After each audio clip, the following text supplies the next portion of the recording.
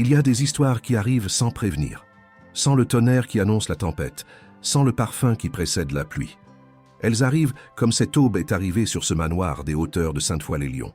Silencieuse, dense, chargée d'un poids que personne aux alentours ne savait encore nommer. La ville, en bas, dormait. Les arbres du jardin impeccablement entretenus ne bougeaient pas.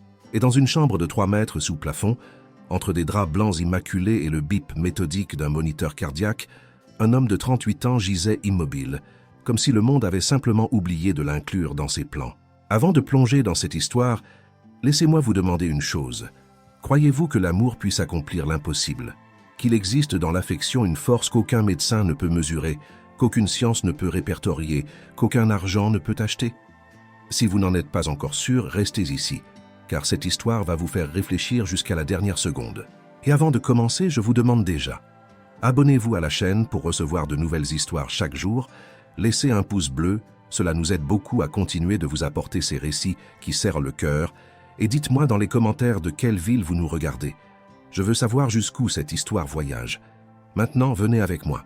Marc Lefebvre avait bâti un empire de ses propres mains. Ce n'était pas le genre de richesse héritée, de celles qui arrivent avec des noms à rallonge et des portraits poussiéreux dans les couloirs. C'était la richesse conquise par des années de nuits blanches, de contrats lus et relus, d'appels passés quand les concurrents dormaient.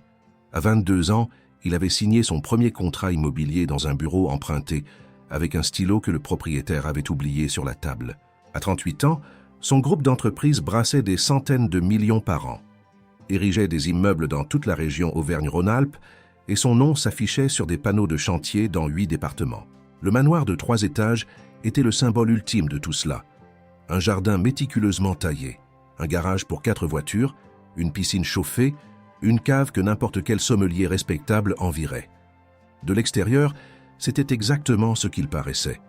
La maison d'un homme qui était arrivé là où il voulait être. À l'intérieur, il y avait un silence qu'aucun argent n'avait réussi à combler ces dernières années. Un silence de chambre trop grande pour l'intimité qui existait entre les murs.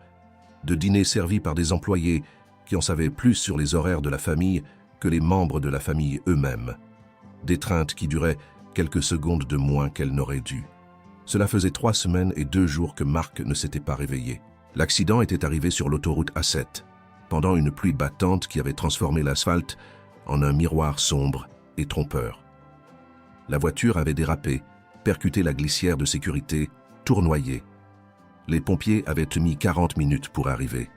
Les médecins de l'hôpital avaient travaillé pendant des heures, et quand le spécialiste convoqué de Paris était arrivé pour évaluer la situation, le diagnostic qu'il apporta n'était pas celui d'une lésion physique grave, ni de fractures ou d'hémorragie, c'était quelque chose de plus subtil et de plus cruel. Une condition neurologique rare, déclenchée par l'impact et la privation momentanée d'oxygène. Un état entre le sommeil profond et la pleine conscience, où le patient existait dans une zone intermédiaire que la médecine commençait à peine à comprendre. Il peut entendre des voix, expliqua le docteur Beaumont, un neurologue aux cheveux blancs et au vocabulaire trop précis pour apporter du réconfort. Il peut être partiellement conscient de l'environnement alentour, mais il ne peut pas répondre.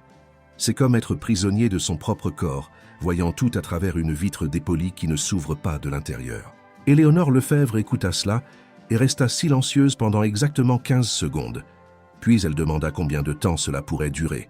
« Des semaines », dit le médecin, « peut-être des mois. Des cas rares ont duré des années. » Son visage ne révéla rien. Ni désespoir, ni soulagement, ni la confusion authentique qu'une épouse devrait ressentir face à une telle information. Juste ce silence calculé que Madame Odette, debout dans le couloir avec un plateau de café, observa sans tout à fait comprendre à ce moment-là. Madame Odette était là, invisible comme toujours, comme elle devait l'être, tenant le plateau, regardant le sol, faisant ce qu'elle faisait depuis 2 ans. Exister dans les espaces entre les personnes qui comptaient vraiment. Juliette Morel avait 32 ans, des cheveux châtains toujours attachés en un chignon pratique qu'elle faisait mécaniquement chaque matin avant de prendre le bus qui la déposait à 2 pâtés de maison du manoir. Elle avait les yeux verts, pas ce vert intense de ceux qui savent qu'ils ont de beaux yeux, mais un vert tranquille, presque distrait, que les gens remarquaient parfois avec une légère surprise, comme s'ils avaient trébuché sur quelque chose de beau sans s'y attendre. Elle portait dans ses yeux une tristesse qui n'était pas nouvelle, qui avait des racines plus profondes que ces 2 années dans cette maison, des racines qui venaient d'avant, d'une vie qui n'avait pas été facile et qu'elle avait appris à ne pas mentionner parce que personne ne demandait vraiment. Dans le manoir des Lefebvre, Juliette était la femme de ménage. Pas la gouvernante, pas l'assistante, pas l'employée de confiance.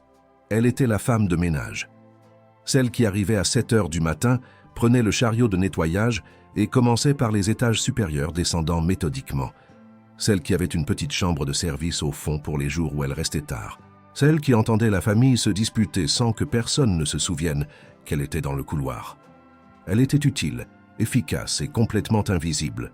Et pendant 2 ans, elle avait accepté cette invisibilité comme faisant partie de l'accord tacite de cet emploi. Marc Lefebvre ne lui avait jamais adressé plus que des ordres brefs. Change les serviettes de la salle de bain. Le bureau doit être propre pour 10 heures. Occupe-toi de ça. Jamais un merci. Jamais un bonjour qui durait plus de 2 secondes. Elle était un meuble avec un badge.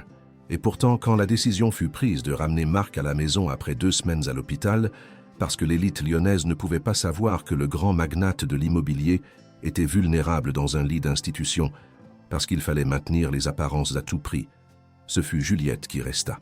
Éléonore s'occupait des apparences. Les filles, Sophie, 17 ans, et Léa, 15 ans, ne pouvaient pas entrer dans la chambre sans que leurs yeux ne s'emplissent de larmes en 1 seconde. L'infirmière, Madame Girard, venait le matin et restait jusqu'au début de l'après-midi, s'occupant des procédures techniques, des médicaments, du changement des sondes. Mais les autres soins, l'hygiène quotidienne, le changement des draps, les massages lents sur les jambes pour maintenir la circulation, le retournement soigneux du corps toutes les quelques heures pour éviter les escarres, tout cela retomba sur Juliette de manière si graduelle qu'elle ne parvenait pas à identifier le moment exact où elle était devenue la soignante principale de cet homme.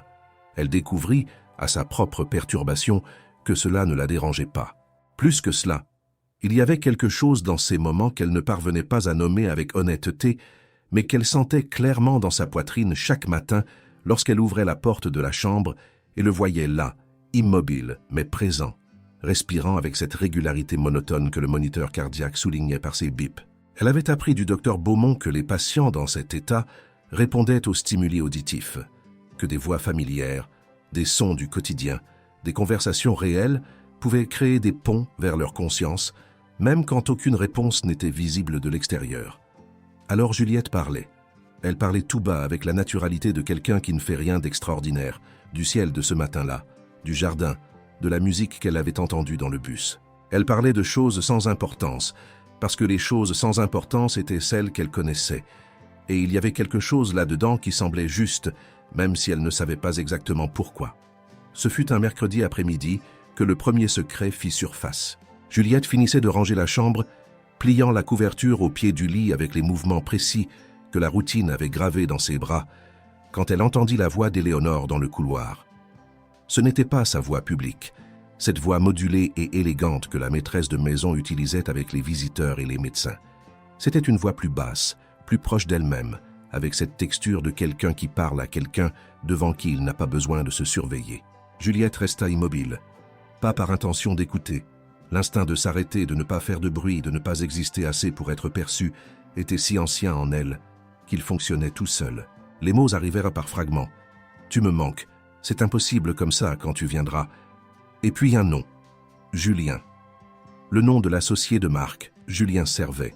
Cet homme au costume bien coupé qui apparaissait au manoir les week-ends pour des réunions qui duraient des heures derrière la porte fermée du bureau, qui souriaient tous les deux quand ils pensaient que personne ne regardait, qui échangèrent des messages sur leur téléphone avec une fréquence que Juliette avait remarquée mais jamais cataloguée pour ce qu'elle était. Le sang se glaça dans ses veines. Juliette attendit qu'Éléonore s'éloigne, le cœur battant à une fréquence qui ne correspondait pas au rythme tranquille du moniteur à côté. Elle resta là, immobile, regardant l'homme dans le lit. Marc Lefebvre, avec ses épaules larges que l'accident n'avait pas diminuées, ses cheveux sombres éparpillés sur son front pâle, ses mains qui avaient un jour signé des contrats de millions reposant inertes sur le drap blanc. La trahison se déroulait à quelques mètres de cette chambre, avec son propre associé, tandis qu'il existait prisonnier d'un silence qui n'était pas un choix. Devait-elle le dire à quelqu'un? À qui?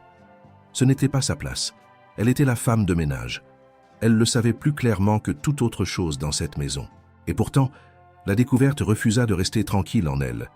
Elle colla à ses pas tandis qu'elle nettoyait les couloirs luxueux le reste de l'après-midi, contamina le dîner qu'elle mangea seule dans la cuisine de service, la poursuivit quand elle tenta de dormir dans sa petite chambre tandis que la maison respirait en silence tout autour. Cette nuit-là, elle retourna dans la chambre. Elle ne l'avait pas prévu. Elle se réveilla à 2 heures du matin avec la sensation dense qu'il y avait quelque chose d'inachevé, quelque chose qu'elle ne parvenait pas à identifier, et ses pieds la menèrent par le couloir sombre jusqu'à cette porte familière. Elle entra doucement. L'infirmière était partie depuis des heures. La maison dormait. Seul le moniteur cardiaque parlait, avec son bip patient et régulier, accompagnant la respiration de l'homme dans le lit comme si c'était la seule conversation disponible dans ce silence. Juliette s'assit dans le fauteuil à côté du lit. Elle resta un long moment à simplement le regarder. Dans la pénombre de la lampe de chevet à faible intensité, le magnate implacable qu'elle connaissait de loin, toujours sec, toujours occupé, toujours le regard fixé sur ce qui devait être fait, jamais sur ce qui l'entourait, ne semblait être qu'un homme perdu. Et quelque chose en elle, une chose qu'elle avait très bien gardée pendant 2 ans, commença à se fissurer. Les mots sortirent avant qu'elle ne puisse les retenir.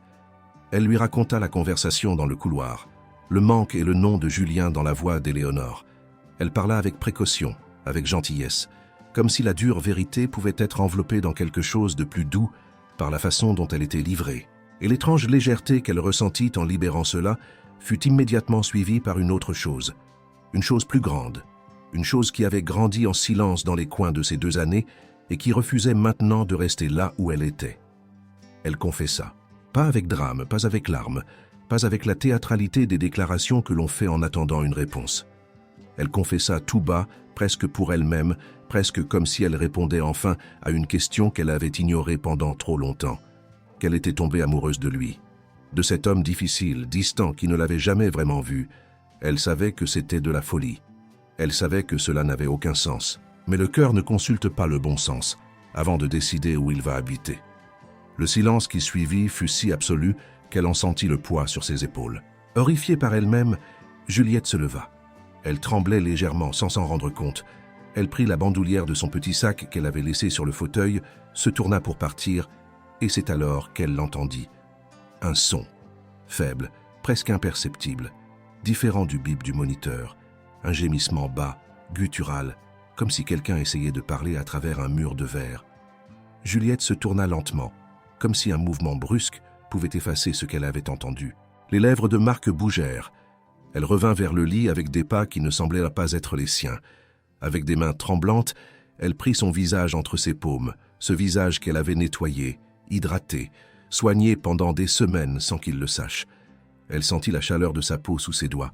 Elle lui demanda d'une voix qu'elle ne reconnaissait pas comme la sienne, de se battre, de revenir, de ne pas rester dans cet endroit sombre où il se trouvait.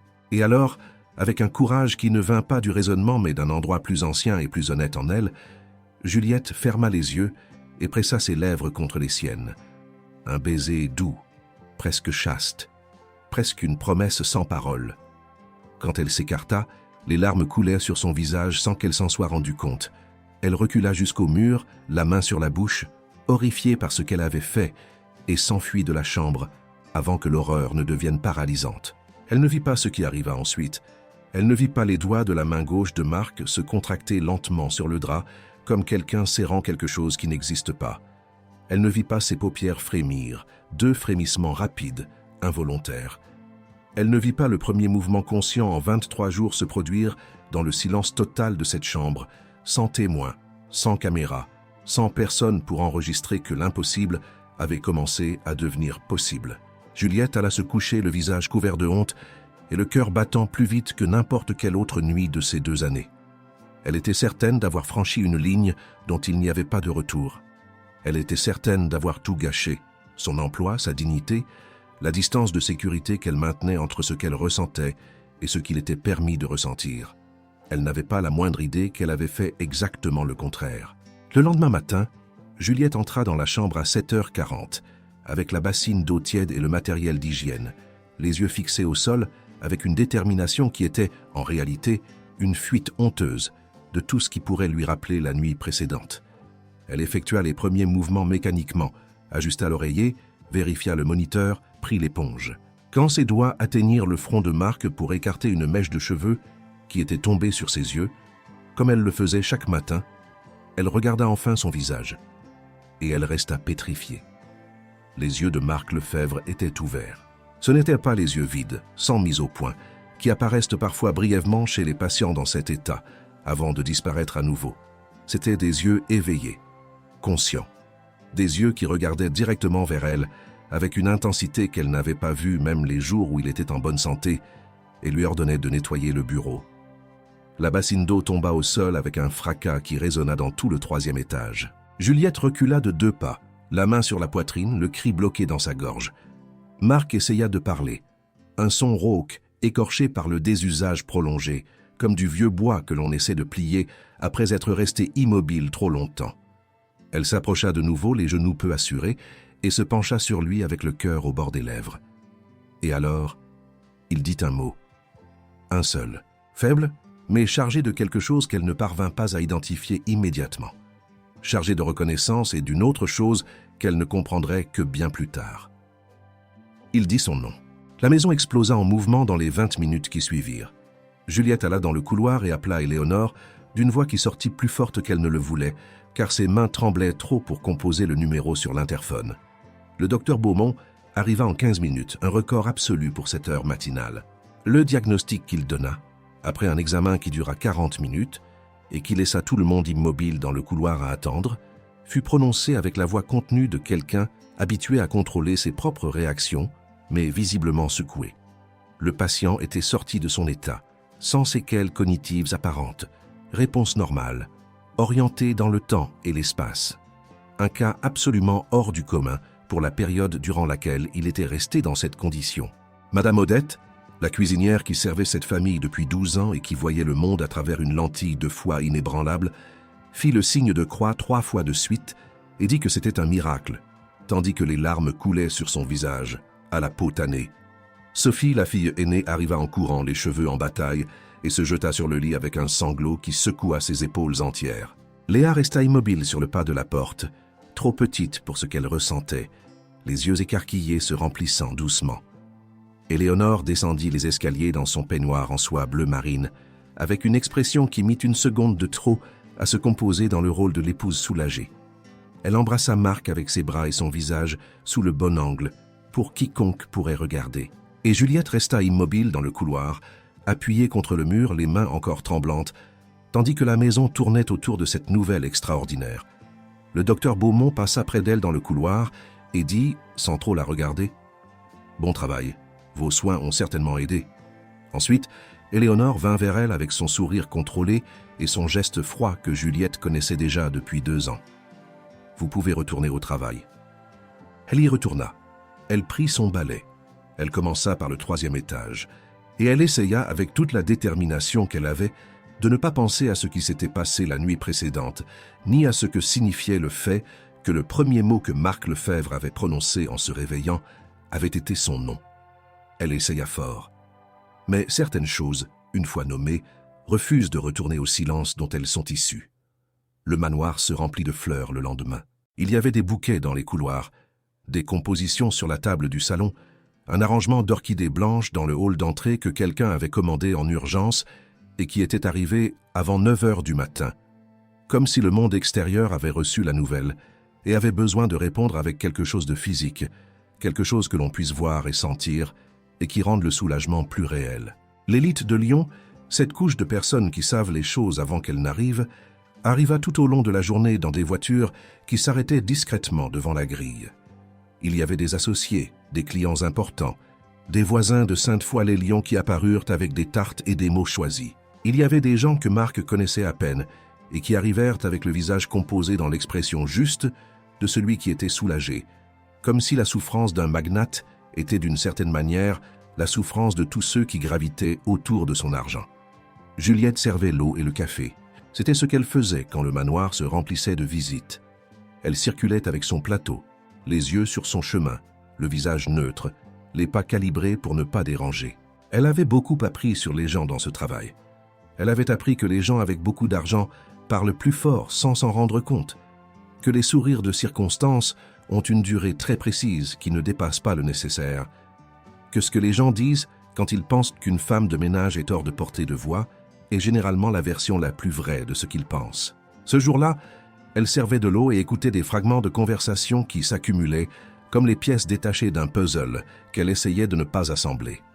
Ce fut le deuxième jour, un après-midi où le flux de visites avait diminué pour devenir un filet plus gérable, que Julien Servais arriva.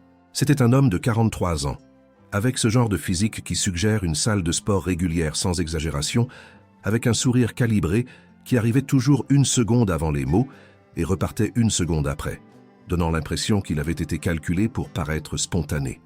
Juliette le connaissait depuis 2 ans pour avoir servi le café lors de réunions d'affaires qui duraient des heures dans le bureau du 3e étage. Elle connaissait l'odeur de son parfum coûteux, sa façon de desserrer le nœud de sa cravate quand il pensait pouvoir se détendre, le ton spécifique qu'il utilisait avec Marc quand il voulait le convaincre de quelque chose. Un ton qui mêlait l'admiration à une pression douce, presque imperceptible, comme quelqu'un qui pousse une porte en espérant qu'elle cède. Il monta dans la chambre de Marc dès son arrivée. Il y resta 20 minutes. Juliette était dans le couloir du 2e étage quand Julien descendit les escaliers et trouva Éléonore qui attendait près de la fenêtre. L'étreinte entre eux dura 3 secondes de plus qu'elle n'aurait dû. Ce n'était pas l'étreinte d'un associé réconfortant l'épouse de l'ami rétabli. Il y avait une mémoire musculaire là-dedans, une familiarité qui ne venait pas des circonstances, mais de l'habitude. Juliette passa avec son plateau, les yeux sur son chemin, comme si elle n'avait rien vu. Mais elle avait vu. Et puis elle vit Éléonore vérifier son téléphone, 3 fois en 10 minutes, avec cette rapidité de quelqu'un qui attend quelque chose de spécifique, les pouces bougeant avec une agilité que son visage contrôlé contredisait complètement. Le sourire qui apparaissait aux commissures de ses lèvres quand un message arrivait n'était pas le sourire d'une épouse soulagée par le réveil de son mari. C'était un tout autre sourire. Et dans les moments où Marc essayait de lui tenir la main avec plus de chaleur, quand elle s'asseyait au bord du lit et qu'il bougeait ses doigts vers les siens avec cette fragilité nouvelle de celui qui récupère encore ses forces, Éléonore trouvait toujours une raison de se lever, d'aller chercher quelque chose, de répondre à la question d'un des médecins qui arrivait au moment exact. Juliette observait tout, pas parce qu'elle le voulait, parce qu'elle était invisible et que les invisibles voient ce que personne ne leur montre exprès. Le jeudi, quand le mouvement des visites s'était calmé et que la maison retrouvait quelque chose de proche de sa routine habituelle, Madame Odette appela Juliette dans la cuisine d'un signe de tête qui en disait plus que n'importe quel mot. La cuisinière ferma la porte, posa 2 tasses de café sur la table et resta debout à côté de l'évier, les bras croisés, avec cette expression que Juliette avait appris à reconnaître, l'expression de quelqu'un qui va dire une vérité et sait déjà qu'elle ne sera pas agréable à entendre. Madame Odette avait 62 ans et servait cette famille depuis avant la naissance de Sophie. Elle savait tout sur cette maison, sur ses gens, sur les silences qui habitaient les espaces entre les conversations que l'on avait et celles que l'on évitait. C'était une femme de peu de mots choisie avec beaucoup de soin, et quand elle parlait, Juliette l'avait appris, cela valait la peine d'écouter. « La patronne a remarqué, » dit Madame Odette sans détour. « Elle a remarqué que le patron demande après toi, qu'il est plus calme quand c'est toi qui entres dans la chambre, que quand le docteur Girard demande qui était le plus présent pendant ces semaines, tous les employés disent ton nom. » Madame Odette fit une pause, fit tourner sa tasse de café entre ses gros doigts. « Et un serpent, ma fille, quand il sent qu'il perd quelque chose, il n'attend pas, il agit avant. Fais attention. » Juliette voulut dire qu'il n'y avait rien à remarquer, qu'elle n'était que la femme de ménage, qu'elle avait fait le travail qui était son travail. Les mots restèrent bloqués dans sa gorge parce qu'elle savait, là où loge l'honnêteté, qu'il n'était pas tout à fait vrai. Elle but son café en silence. Madame Odette ne dit plus rien. Elle n'en avait pas besoin. Cet après-midi-là, Juliette fut appelée au 3e étage. La convocation vint d'Éléonore elle-même, qui apparut dans le couloir du 2e étage, avec cette expression neutre qu'elle utilisait quand elle voulait qu'il soit impossible de savoir ce qu'elle pensait. « Mon mari aimerait discuter avec l'employé qui s'est occupé de lui pendant sa période de récupération, dans son bureau à 15 heures. » Juliette monta les escaliers de marbre, le cœur au bord des lèvres, les pas plus lourds que d'habitude, les mains légèrement moites serrant la sangle de son tablier. Le bureau de Marc se trouvait au 3e étage, dans une pièce qu'elle avait nettoyée des centaines de fois, mais qu'elle n'avait jamais vraiment habitée. Elle n'y avait fait que passer, rangeant les choses sur la table en acajou, nettoyant les vitres des étagères remplies de livres qui semblaient avoir été lus pour de vrai et pas seulement exposés pour les visites. Il y avait une large fenêtre qui donnait sur le jardin et qui laissait entrer une lumière d'après-midi qui, à ce moment-là, était dorée et chaude, le genre de lumière qui survient avant la fin du jour et qui rend tout un peu plus réel et un peu plus dangereux à la fois. Marc était assis dans le fauteuil en cuir, encore marqué par la pâleur de la récupération, mais avec ses yeux qu'elle ne pouvait s'empêcher de se rappeler, les yeux qui s'étaient ouverts ce matin-là et l'avaient trouvé là. Il se leva quand elle entra, s'appuyant légèrement sur la table d'une main, un geste qui montrait qu'il n'avait pas encore toute sa force, mais qu'il n'allait pas rester assis.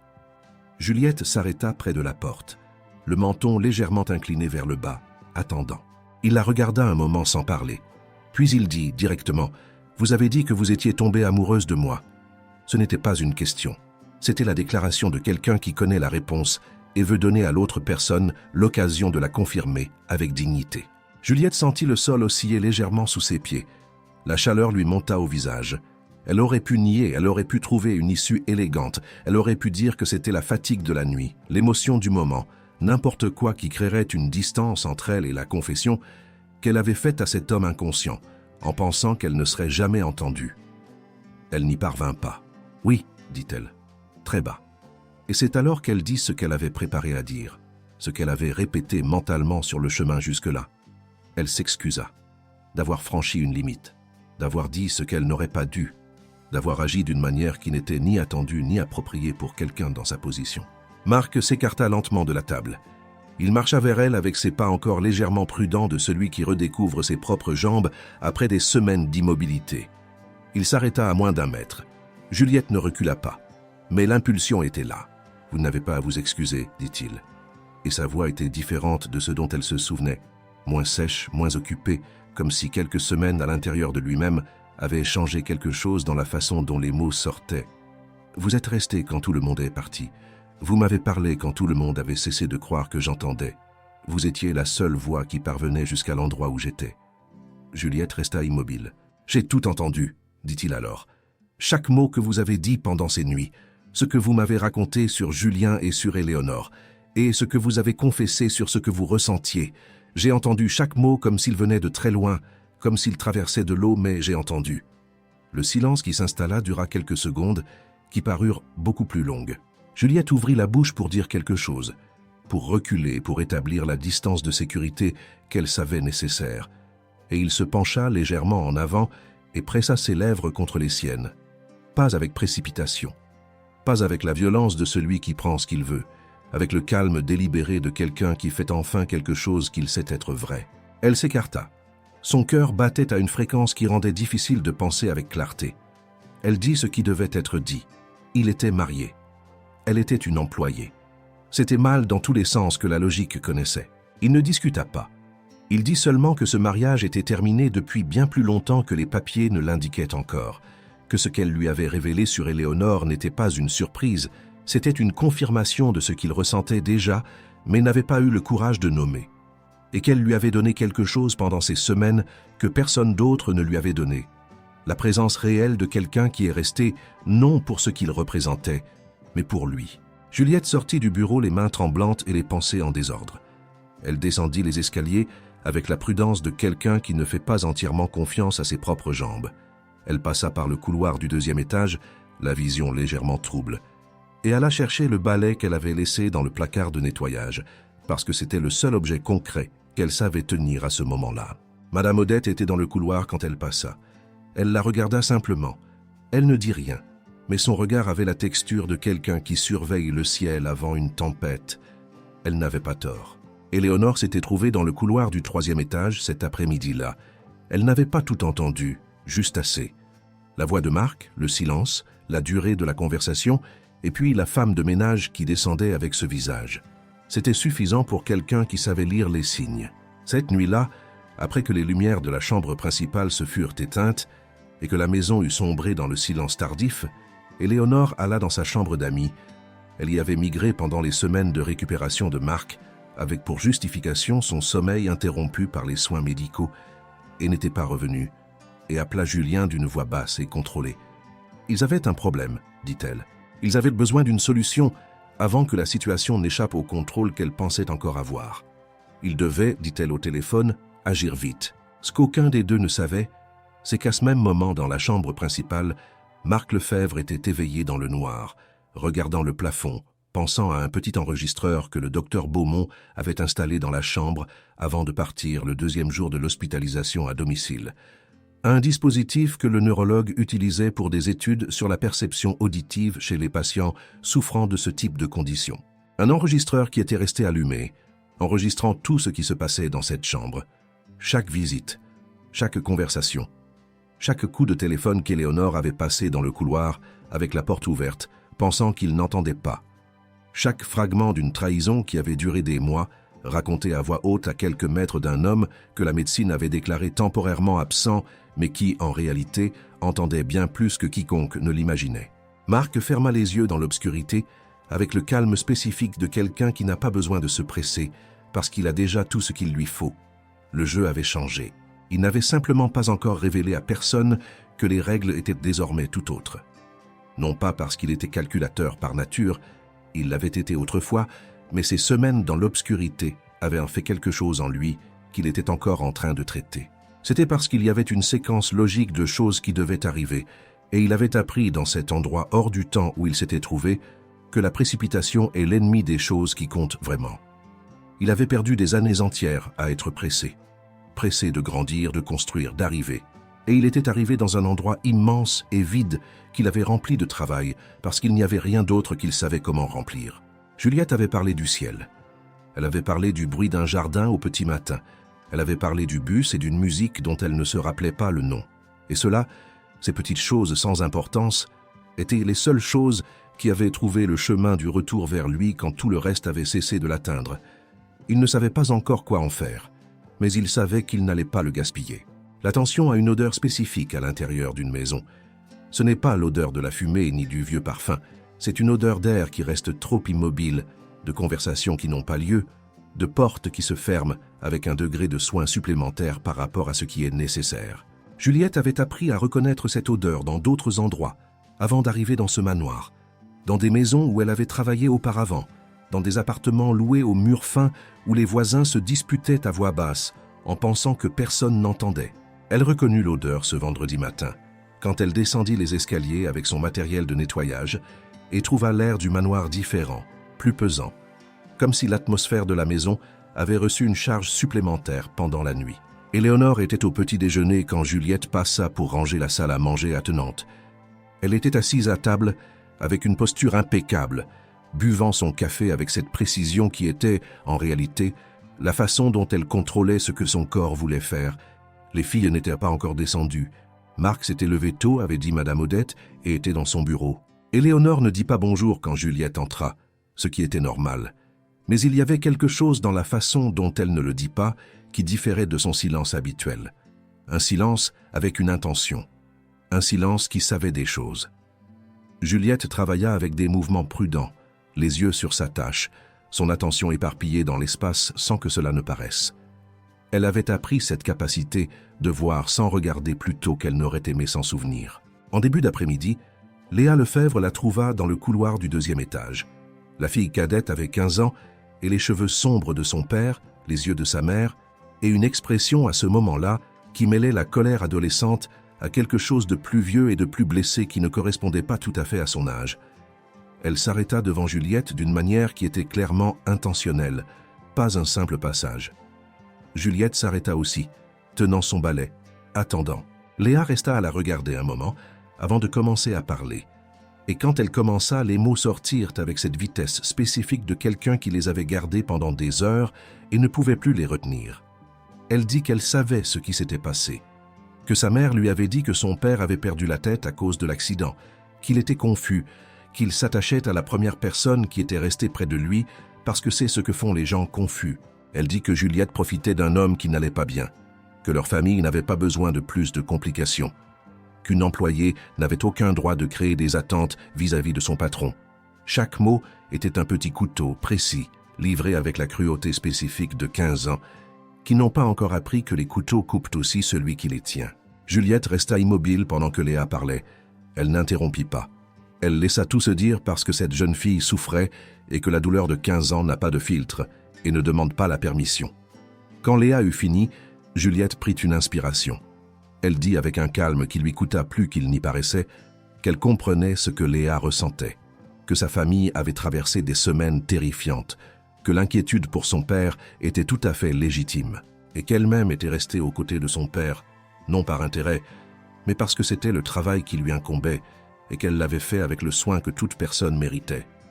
Léa resta à la regarder un moment après que Juliette eut fini, puis elle tourna les talons et s'en alla par le couloir sans dire un mot de plus. Juliette resta immobile où elle était pendant quelques secondes, puis elle continua de travailler. Le lendemain, ce fut Sophie qui apparut. La fille aînée avait 17 ans et une qualité différente de sa sœur, plus silencieuse, plus observatrice, avec ses yeux qui restaient sur les lieux assez longtemps pour que les choses révèlent plus qu'elle n'en avait l'intention. Elle trouva Juliette dans la cuisine de service pendant le déjeuner, quand les autres employés étaient en pause et que la cuisine était temporairement vide. Elle s'assit sur la chaise en face de Juliette, sans demander la permission, sans préambule, et resta à la regarder avec cette intensité d'adolescente qui croit encore qu'un regard assez profond peut révéler la vérité de quelqu'un. Juliette attendit. Sophie dit « Tu aimes mon père pour de vrai ?» Ce n'était pas une question. C'était l'observation directe de quelqu'un qui était arrivé à sa propre conclusion, indépendamment de ce que sa mère avait dit ou omis de dire. Juliette ouvrit la bouche, et Sophie continua avant qu'elle ne puisse répondre. « J'ai vu comment tu entrais dans la chambre. J'ai vu comment tu restais parfois immobile devant la porte avant d'entrer, comme s'il fallait se préparer. Et j'ai vu comment le visage de mon père changeait quand tu étais près de lui, quand il s'est réveillé. Les autres arrivaient et il devenait rigide.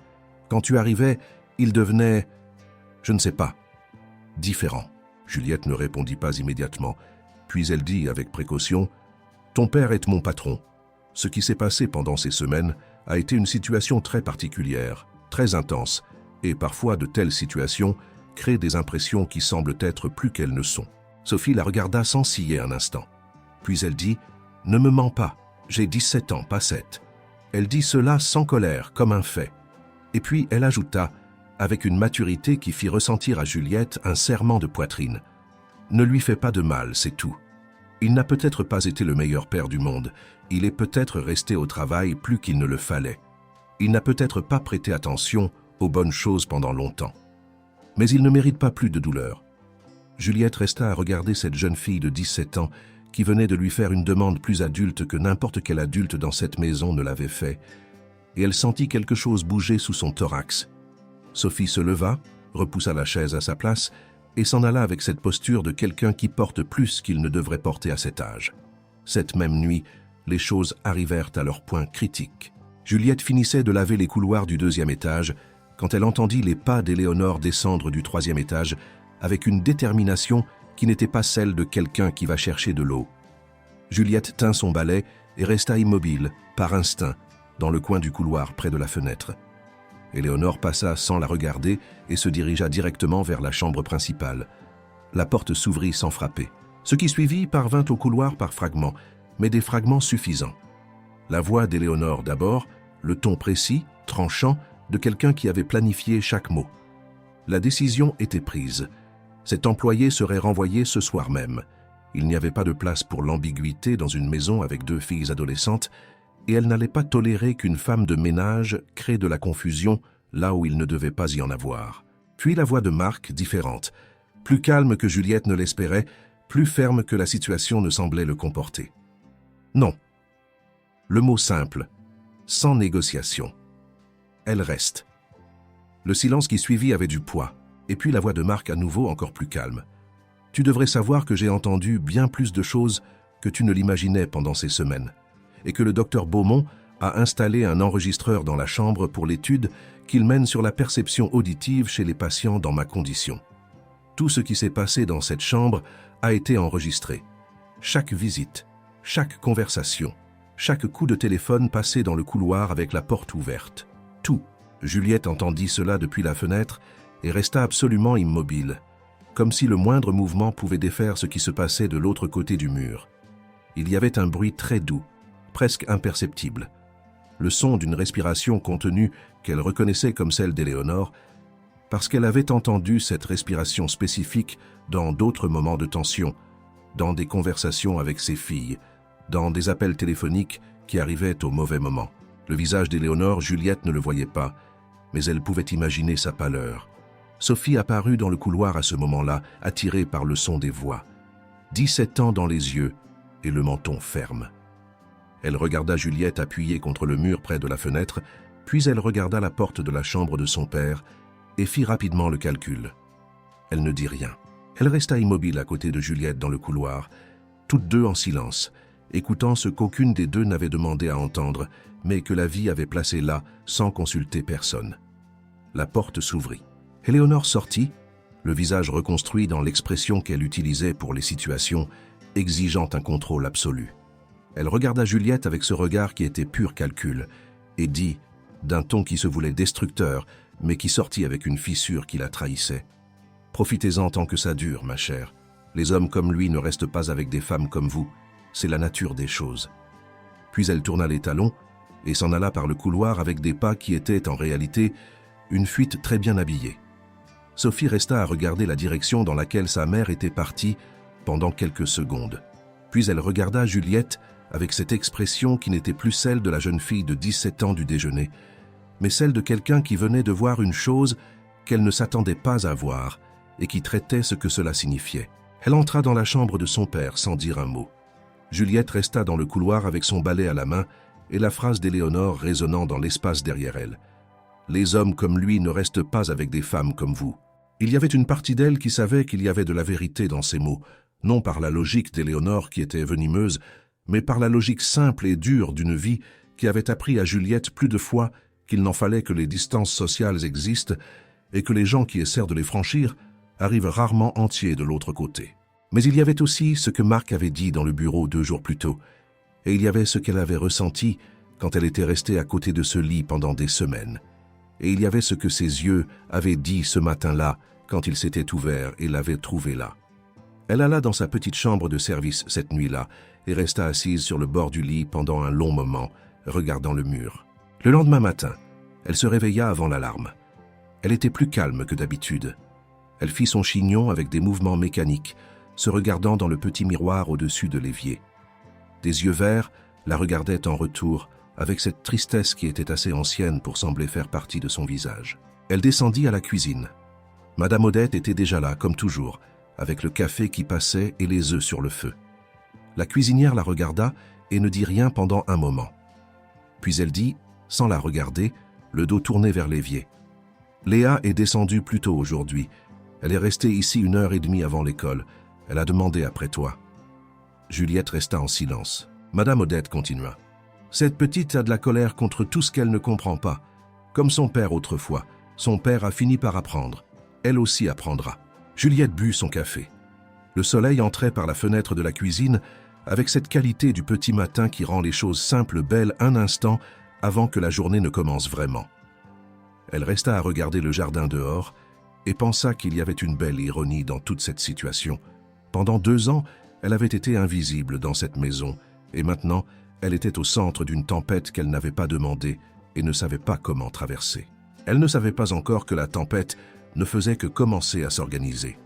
Que ce même matin, pendant qu'elle prenait son café dans la cuisine, Éléonore appelait Julien Servet depuis une chambre d'hôtel du centre de Lyon où elle s'était rendue la nuit précédente sans prévenir personne, discutant d'un plan qui avait commencé à prendre forme dès qu'elle avait compris le poids de cet enregistreur, que Julien écoutait avec cette qualité spécifique de celui qui calcule en écoutant, pesant ce qu'il y avait à perdre et ce qu'il y avait encore à gagner, que tous deux déplaçaient des pièces dans un jeu qui avait déjà perdu son plateau, sans savoir encore que la main de cartes de Marc était complètement différente de ce qu'ils imaginaient, et que Juliette Morel, la femme de ménage aux yeux verts et aux chignons pratiques, était assise dans une cuisine tenant une tasse de café à 2 mains, complètement étrangère à la portée de ce qu'elle avait mis en mouvement cette nuit-là, quand elle avait donné un baiser sans témoins à un homme que le monde avait décidé qu'il n'entendait plus. La valise trouva sa place dans un coin de la petite chambre de service sans grand effort. Juliette n'avait pas grand-chose. Elle n'avait jamais eu beaucoup. 2 ans de vie emballés dans des sacs qui tenaient toujours dans un petit espace, car les gens qui vivent avec peu apprennent très tôt à ne rien accumuler qu'ils ne puissent porter seuls quand l'heure du départ arrive. Et l'heure était arrivée. Ce n'était pas une décision prise soudainement.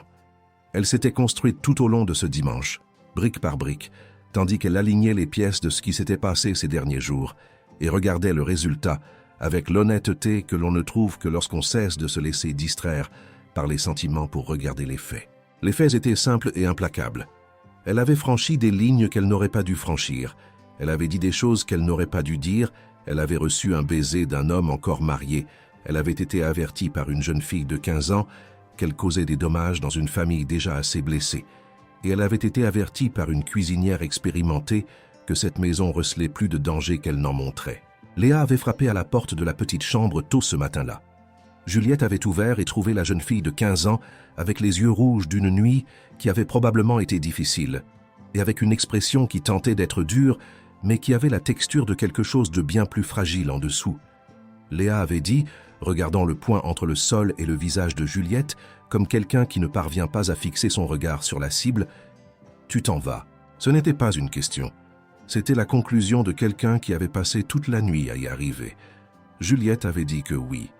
Et alors Léa avait dit, encore avec cette expression qui tentait d'être beaucoup de choses à la fois, « Il n'est pas comme il en a l'air quand il est en mode travail. Quand on était petite, avant qu'il ne devienne tout ça, il était différent, plus présent. Ensuite, il est devenu lointain, même en étant à la maison. Et on l'a perdu avant l'accident. On l'avait déjà perdu. » Juliette resta à regarder cette jeune fille, cette douleur enveloppée de colère qui n'avait pas d'adresse précise où aller, et elle sentit quelque chose se serrer dans sa poitrine qui n'était pas seulement de la compassion. C'était de la reconnaissance. Le genre de douleur que Léa portait était un genre qu'elle connaissait de près, de quand elle était enfant dans un endroit différent et dans des circonstances différentes, mais avec la même sensation centrale, celle que l'adulte le plus important de sa vie était physiquement présent, mais émotionnellement dans une autre dimension. Elle ne dit pas cela à Léa, elle dit seulement qu'elle comprenait. Léa était partie par le couloir sans regarder en arrière, et Juliette avait fermé la porte de la petite chambre et commencé sa valise. Il était presque 11 heures du matin quand elle eut fini. Elle avait balayé la petite chambre, plié les serviettes sur l'évier, laissé les clés du placard de nettoyage sur la table de la cuisine, avec un court billet pour Madame Odette. La cuisinière n'était pas là quand elle passa. Elle était partie à la messe de 10 heures, comme tous les dimanches. Juliette resta immobile dans la cuisine un moment, tenant le papier avec le billet et regardant cet espace qui avait été le centre de son quotidien pendant 2 ans, la fenêtre avec le jardin dehors, la cuisinière industrielle qu'elle avait nettoyée des centaines de fois, l'odeur de café que Madame Odette laissait toujours dans l'air comme une présence. Puis elle alla vers le couloir de service, prit sa valise et marcha jusqu'à la porte de service, la même porte par laquelle elle était entrée 2 ans plus tôt, un matin de semaine, avec un sac d'entretien et l'espoir contenu de celui qui a grand besoin que les choses fonctionnent. À l'époque, le manoir lui avait paru être un autre monde. Il le paraissait encore. Mais c'était maintenant un monde qui l'avait touchée de manière qu'elle était encore en train de comprendre. Et parfois, la seule chose honnête que l'on puisse faire dans un tel monde est de sortir par là où l'on est entré. Elle appela un taxi avec son téléphone. Elle attendit debout sur le trottoir latéral, le dos tourné au manoir, regardant la rue tranquille de Sainte-Foy-les-Lyons, où les grandes maisons dormaient en ce dimanche tiède. Le taxi mit 6 minutes. Juliette mit sa valise dans le coffre, ouvrit la porte arrière et monta. La voiture commença à bouger. Elle resta à regarder par la fenêtre, tandis que le véhicule avançait dans la rue, et dans une impulsion qui vint d'un endroit qui ne consulta pas le raisonnement, elle tourna la tête en arrière. Le manoir restait derrière à mesure que la voiture prenait de la vitesse. Et sur le balcon du 3e étage, debout contre la rambarde blanche, se trouvait Marc Lefebvre. Debout, encore avec la pâleur de la récupération, portant une chemise claire ouverte au col, regardant la voiture qui s'éloignait avec cette expression qu'elle ne parvenait pas à bien lire à cette distance, mais qui parut, à la seconde où leurs regards se croisèrent, à travers la vitre arrière du taxi. L'expression de quelqu'un qui avait compris ce qui se passait et ne savait pas encore quoi en faire. Les mains de Juliette montèrent d'elles-mêmes jusqu'à la vitre de la fenêtre, comme si elle pouvait atteindre quelque chose qui était déjà hors de portée. Puis la voiture tourna au coin de la rue et il disparut. Elle resta à regarder l'endroit où il s'était trouvé pendant encore quelques secondes. Puis elle se tourna vers l'avant et laissa le taxi l'emmener. L'appartement qu'elle partageait avec Rosalie se trouvait dans un quartier différent, plus central, dans un immeuble de 5 étages sans ascenseur et avec une vue sur le toit du supermarché du pâté de maison suivant. Rosalie avait 34 ans. travaillait dans une entreprise de distribution alimentaire et était le genre d'ami qui existe dans toutes les vies comme contrepoids aux parties les plus compliquées, direct, pratique, avec un sens de l'humour sec qui rendait les choses sérieuses légèrement moins pesantes sans les diminuer. Elle ouvrit la porte quand Juliette frappa et resta à regarder la valise sans poser de questions immédiates. Puis elle dit « Entre, le riz est encore sur le feu ». Juliette dormit sur le canapé cette nuit-là parce que l'appartement n'avait qu'une chambre. Rosalie prépara une couverture et une tête d'oreiller sans commentaire excessif. Juliette resta allongée dans le noir à regarder le plafond en stuc avec une fissure qui s'étendait en diagonale du coin gauche jusqu'à presque au centre, et pensa que c'était une métaphore trop évidente à faire avec son propre plafond, mais qu'elle était trop fatiguée pour ne pas la faire de toute façon. Dans les jours qui suivirent, la vie prit le rythme que la survie impose quand on n'a pas beaucoup de choix. Juliette trouva un emploi de serveuse dans un snack du centre en moins d'une semaine, parce qu'elle était bonne dans ce qu'elle faisait, et parce qu'elle savait qu'être bon dans ce que l'on fait est la seule monnaie que personne ne peut vous enlever. Le service était de jour, de 7h à 15h. Ensuite, les nuits dans une entreprise de service qui faisait le nettoyage dans des bureaux commerciaux, 2 services par semaine qui aidaient à couvrir le loyer de la moitié de l'appartement que Rosalie avait insisté pour partager avec elle. C'était une fatigue honnête, le genre qui rend le corps lourd mais ne laisse pas le cœur vide, parce qu'il y a une dignité dans le travail qui ne demande pas d'analyse, qui arrive par lui-même, qui existe indépendamment de ce que l'on pense le reste du temps. Ce qu'elle pensait le reste du temps était une toute autre conversation. Marc avait appelé le 3e jour. Elle vit le nom sur l'écran du téléphone avec cette sensation dans l'estomac qu'elle avait appris à ne pas dramatiser, mais qui insistait pour exister malgré tout, et elle avait laissé passer. Le 4e jour, elle laissa passer à nouveau. Le 5e, elle bloqua le numéro avec une détermination qui fut immédiatement suivie d'une tristesse qu'elle n'avait pas prévu être aussi concrète. Rosalie observait tout avec sa manière à elle, qui était un mélange de respect pour l'autonomie d'autrui et d'inquiétude réelle, qui ne savait pas rester tranquille éternellement. Un soir où toutes deux étaient assises sur le petit balcon après le dîner, avec les 2 verres de jus de fruits en briques qui étaient le luxe disponible dans cet appartement, Rosalie dit « Tu vas continuer à faire semblant que tout va bien ou tu vas me raconter ce qui se passe vraiment ?» Juliette resta en silence un moment. Puis elle raconta. Elle raconta tout depuis le début. Les semaines à s'occuper d'un homme inconscient que personne d'autre ne semblait disposé à soigner vraiment, les conversations de la nuit, la confession qui était sortie avant de pouvoir être retenue, le baiser qui n'aurait pas dû exister, le réveil à l'intérieur de cette chambre, la conversation dans le bureau, la fille dans le couloir, la cuisinière dans la cuisine, et le taxi et le balcon et les mains sur la vitre. Elle raconta tout, tandis que le jus de fruits chauffait dans les verres intacts. Rosalie resta en silence un long moment après que Juliette eut fini. Puis elle dit « Tu as bloqué le numéro de l'homme qui s'est réveillé du coma en disant ton nom. » Juliette dit que oui. Rosalie dit « Très bien, c'est ta vie. Mais sache que quand tu décideras que tu as été assez ridicule pendant un temps, je serai encore là. » Juliette faillit rire. Presque. Les semaines passèrent avec la lenteur spécifique de quand on essaie de ne pas penser à quelque chose, ce qui est exactement le moment où le temps décide de devenir visqueux et de refuser de s'écouler normalement. Juliette travaillait, dormait, se réveillait, travaillait de nouveau. Elle discutait avec Rosalie de choses du quotidien. Elle appelait sa mère les week-ends. Sa mère qui vivait en province et qui savait que sa fille allait bien parce que sa fille disait toujours qu'elle allait bien même quand ce n'était pas le cas, et qui acceptait cela parce qu'elle avait appris au fil des ans que Juliette traite les choses de l'intérieur avant de les sortir. Un mardi matin au snack, alors qu'elle nettoyait le comptoir avant l'ouverture, elle entendit la cloche de la porte. Elle leva les yeux s'attendant à un client en avance. C'était Sophie Lefebvre, avec un sweat à capuche et son sac d'école sur le dos, ce visage de 17 ans qui portait plus que ce que les 17 ans ont l'habitude de porter. Elle regarda Juliette à travers le comptoir avec cette expression qui était la somme de plusieurs choses ensemble. Juliette resta immobile avec son chiffon à la main. Sophie dit « J'ai 15 minutes avant le bus, je peux m'asseoir ?» Juliette fit signe vers le tabouret du comptoir. Sophie s'assit. Elle resta un moment à s'organiser avant de commencer. Elle dit qu'elle était partie avec de la colère le soir où Juliette était partie, qu'elle avait été furieuse contre son père, contre sa mère, contre toute la situation, et qu'elle avait passé 3 jours en silence avec tout le monde, y compris elle-même, avant de pouvoir commencer à comprendre ce qu'elle ressentait en fait. Elle dit qu'elle s'était trompée avec ce qu'elle avait dit cet après-midi-là dans la cuisine. Ne lui fais pas de mal. Elle avait dit cela comme si la douleur de son père était la seule qui comptait dans cette équation. Comme si elle, Juliette, n'était qu'un facteur de risque et non une personne entière avec des sentiments entiers. Elle dit qu'elle s'en était rendue compte et qu'elle avait voulu venir le dire. Juliette resta à regarder cette jeune fille qui était revenue pour reconnaître une erreur avec une honnêteté que beaucoup d'adultes ne développent jamais. Et elle ressentit de nouveau ce serrement de poitrine. Sophie sortit de son sac une enveloppe. Elle la posa sur le comptoir.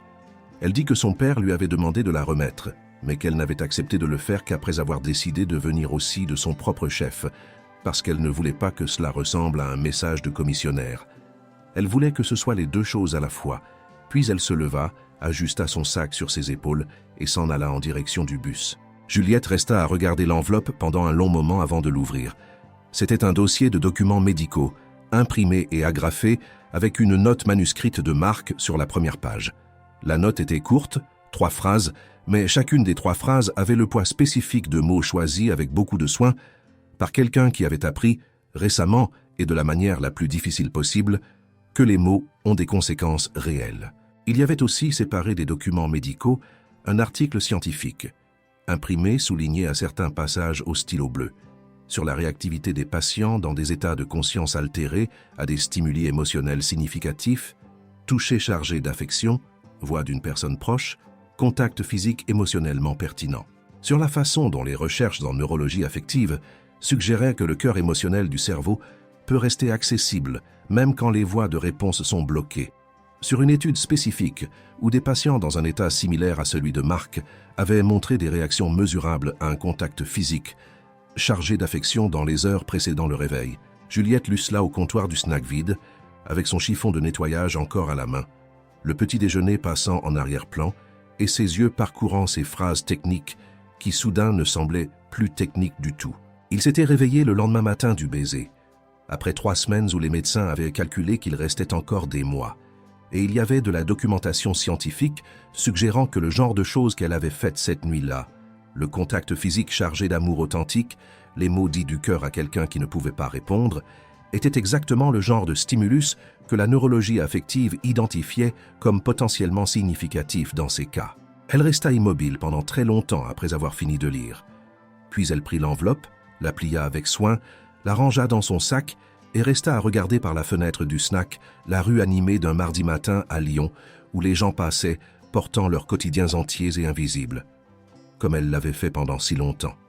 Et pour la première fois en 3 semaines, elle pleura pour de vrai. Il existe un type spécifique de courage qui n'apparaît pas dans les films parce qu'il n'a pas de musique de fond ni de caméra au ralenti. C'est le courage de se réveiller le matin et de continuer à faire les petites choses qui doivent être faites quand le cœur est occupé par quelque chose de trop grand pour tenir dans la routine.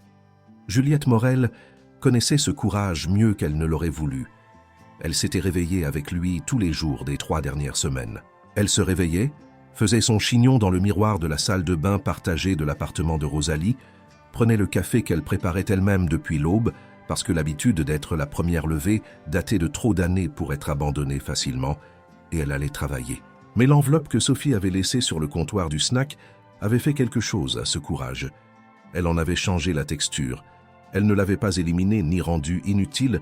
La vie continuait à demander les mêmes choses à Juliette qu'elle avait toujours demandées. Mais elle avait placé une question nouvelle à l'intérieur d'elle qui refusait de rester tranquille.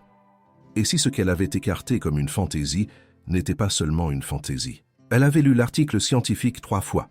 Au snack, tard dans la nuit quand elle rentrait de son service dans les bureaux, et tôt le matin sur le balcon avant que Rosalie ne se réveille. Il y avait des parties trop techniques pour qu'elle les comprenne complètement. Une terminologie qui restait à la frontière de ce que le dictionnaire parvenait à éclaircir. Mais l'idée centrale était claire, exprimée dans un langage suffisamment accessible dans les paragraphes que Marc avait souligné. L'affection authentique, la voix familière, le toucher chargé d'intention émotionnelle. Ces choses arrivaient là où les autres stimuli n'arrivaient pas. Non pas parce qu'elles étaient magiques, parce que le cerveau humain est construit autour de la relation et que la relation est le dernier système à s'éteindre. Rosalie avait lu l'article, elle aussi, après que Juliette lui eut raconté la visite de Sophie. Elle était restée en silence pendant un temps avec ce silence qui lui était propre, un silence de pensée réelle en action, Puis elle avait dit « La gamine de 17 ans est venue s'excuser et a apporté la preuve scientifique que l'amour de mon ami a fait un miracle. C'est une très belle histoire, Juliette. » Juliette avait dit que c'était réel, pas une histoire. Rosalie avait dit « C'est justement parce que c'est réel que c'est une belle histoire. » La procédure de divorce avait commencé formellement la 2e semaine après le départ de Juliette. L'information lui était parvenue par une voie indirecte, par Rosalie qui avait une connaissance travaillant dans une étude notariale et qui avait mentionné le nom Lefebvre dans une conversation de déjeuner sans grande cérémonie, parce que le nom Lefebvre avait assez de poids à Lyon pour être remarqué même mentionné en passant. Juliette avait reçu l'information avec un soin calculé, comme s'il s'agissait d'un objet brûlant. Elle reconnut qu'elle était là, mais ne voulut pas la tenir trop longtemps. Ce qu'elle ne savait pas encore, c'était ce qui était arrivé à Julien Servet. Elle ne savait pas non plus que Marc avait, cette même semaine, appelé l'avocat de l'entreprise pour une réunion différente de toutes celles que les deux avaient eues au fil des années de partenariat. Il avait posé sur la table de réunion une série de documents, incluant des transcriptions partielles de l'enregistreur du docteur Beaumont, et avait expliqué avec un calme que l'avocat décrivit plus tard à des tiers, comme le calme de quelqu'un qui y avait beaucoup réfléchi pendant longtemps, ce qu'il avait exactement trouvé pendant sa période d'inconscience en termes de la gestion parallèle que Julien avait faite de l'entreprise pendant l'absence de Marc. La gestion parallèle incluait des décisions unilatérales, des mouvements financiers non autorisés, et l'ébauche d'un réarrangement sociétaire qui, s'il avait avancé de quelques semaines encore, aurait considérablement dilué la participation de Marc alors qu'il était sans possibilité de répondre. Julien avait quitté la société. Les détails étaient l'affaire des avocats et des documents signés, mais le résultat était simple. L'associé qui avait été aux côtés de Marc depuis le début du groupe n'était plus là. La nouvelle circula dans les couloirs du monde des affaires lyonnais, avec cette vitesse spécifique que les nouvelles sur le pouvoir et l'argent ont toujours, fluides et rapides comme l'eau dévalant une pente, arrivant dans tous les lieux pertinents avant qu'aucune annonce formelle ne soit faite. Juliette apprit tout cela un samedi, quand Madame Odette apparut au snack. La cuisinière avait appris l'adresse par Rosalie, qu'elle avait obtenue par des moyens que Juliette décida de ne pas approfondir car elle connaissait la détermination d'Odette quand elle avait quelque chose à dire et avait appris qu'il était plus productif de la laisser parler. Madame Odette entra dans le snack avec son écharpe de laine et le sac noir qu'elle utilisait pour toutes les occasions qui n'étaient pas le travail, s'assit sur le même tabouret du comptoir où Sophie s'était assise des semaines plus tôt, commanda un café au lait et raconta tout avec l'objectivité de quelqu'un qui fait un rapport. Elle parla de la procédure de divorce de Julien, de la façon dont Marc avait passé les derniers jours. Elle dit qu'il était différent d'une manière qu'elle était encore en train de traiter.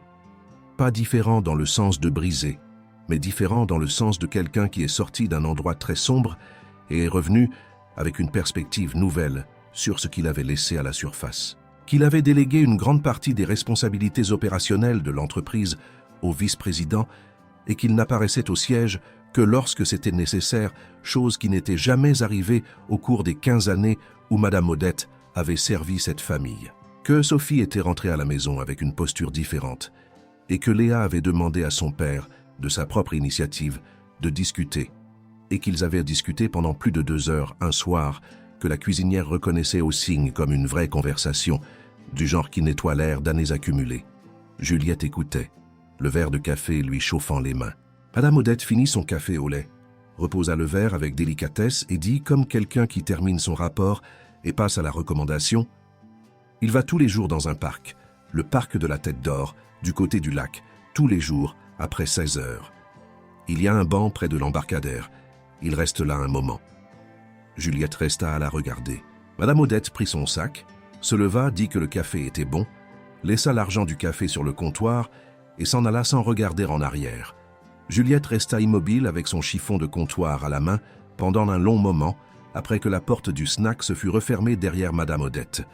Il y avait des clients à la table du fond qui avaient un besoin d'attention. La caisse sonnait. La journée continuait d'être la journée d'un mardi ordinaire dans un snack du centre de Lyon. Elle alla servir les clients. Cet après-midi-là, après son service, elle prit le bus qui n'était pas le bus de retour vers l'appartement. C'était le bus qui passait par le chemin du parc. Elle descendit 2 arrêts avant sa destination et fit le reste à pied, parce qu'elle avait besoin du temps de la marche pour organiser ce qu'elle ressentait. Le quartier autour du parc avait de vieux arbres qui projetait une ombre large sur le trottoir. Et il y avait des familles qui sortaient avec de jeunes enfants. Et il y avait cette qualité spécifique de fin d'après-midi qui commence à se rafraîchir avant que le soleil ne disparaisse tout à fait. Cette lumière inclinée et dorée qui rend tout moins urgent. Elle entra dans le parc par l'entrée principale. Le lac se trouvait au centre, entouré de bancs en bois espacés avec le critère pratique de celui qui a conçu le parc pour un usage quotidien, pas pour la photographie.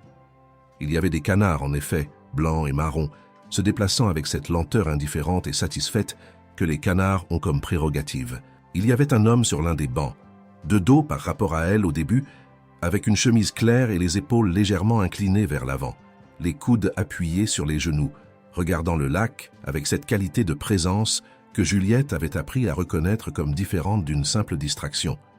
Il y avait quelqu'un assis à côté de lui. Juliette ralentit ses pas involontairement quand elle s'en aperçut.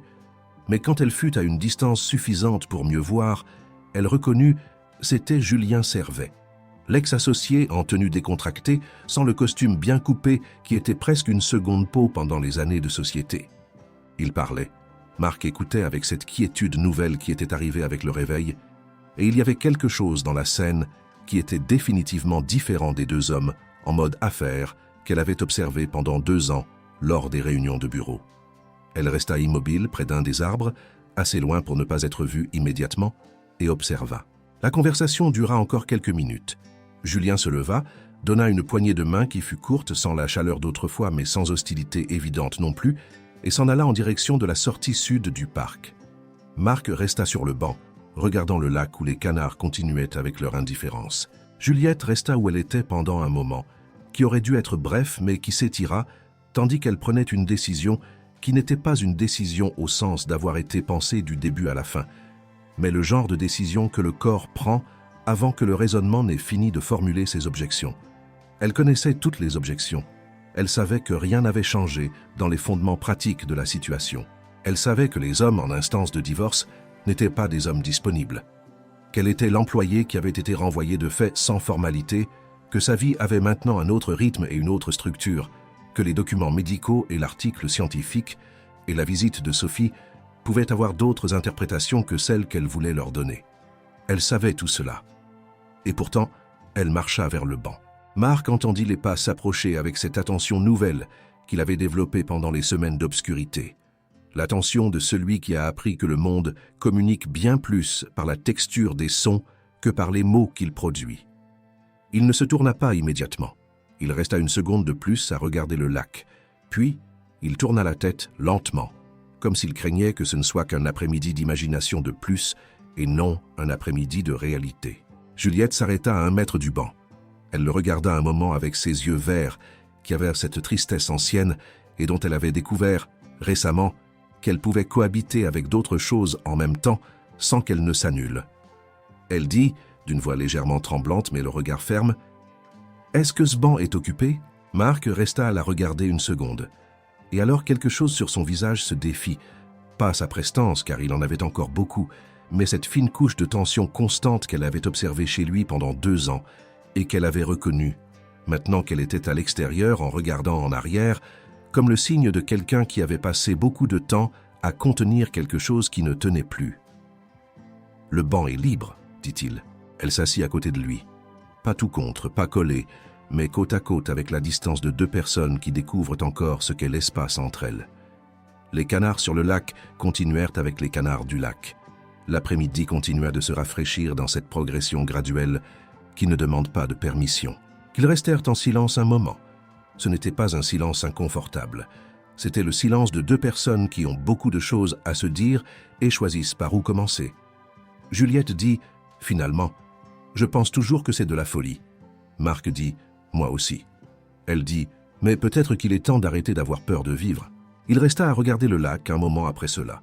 Puis il la regarda avec ses yeux qu'elle avait vus s'ouvrir un matin qui avait changé les choses irréversiblement. Et il dit, « Je suis resté dans un endroit sombre pendant très longtemps, Juliette. Pas seulement pendant l'accident. Avant aussi. Et tu as été la seule voix qui est parvenue jusqu'à là-bas. Pas parce que je le voulais. Parce que c'était la seule qui avait quelque chose de réel sous les mots. » Le soleil était presque complètement descendu quand le silence revint. Mais c'était un silence différent maintenant. C'était le silence d'après une chose dite, qui est le plus tranquille de tous les silences. Sur le banc en bois au bord du lac, entre les canards indifférents et l'après-midi qui fraîchissait, deux personnes commencèrent, avec toute la prudence et tout le courage que ce début demandait, à construire quelque chose qu'aucune des deux n'avait planifié, et dont aucune ne savait encore exactement ce que ce serait. Elle savait seulement que ce serait réel. Recommencer est un processus étrange pour quelqu'un habitué au rythme accéléré d'une vie construite autour de l'urgence. Marc Lefebvre avait passé 15 ans à fonctionner dans un temps qui n'admettait aucun intervalle, des réunions qui s'enchaînaient, des décisions qui devaient être prises avant l'ouverture du marché, des appels qui arrivaient avant 6 heures du matin et auxquels il répondait parce qu'il avait entraîné son propre corps à ne plus distinguer l'heure de travail de l'heure de repos. L'entreprise avait grandi à ce rythme et la croissance avait validé le rythme.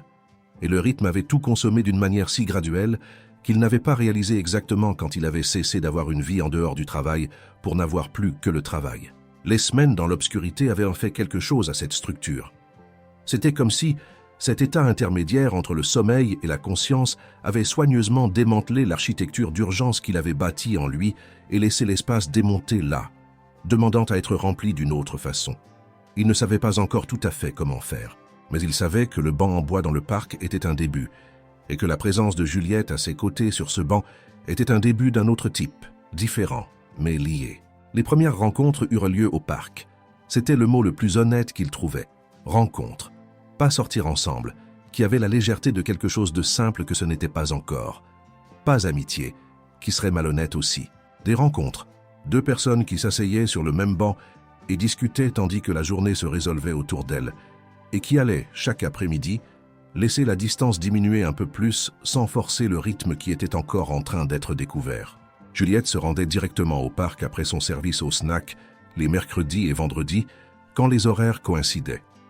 Elle arrivait avec son chignon, son uniforme sentant encore légèrement la cuisine, et il y avait quelque chose dans ce détail qu'elle avait mentionné avec une pointe d'inconfort la deuxième semaine, et auquel il avait répondu avec une honnêteté qu'elle n'attendait pas, qu'il préférait cela à n'importe quelle autre version, qu'il avait passé beaucoup de temps entouré de choses qui devaient être parfaites avant d'apparaître, et que l'odeur de cuisine dans un après-midi au parc lui semblait, spécifiquement, être l'opposé de cela.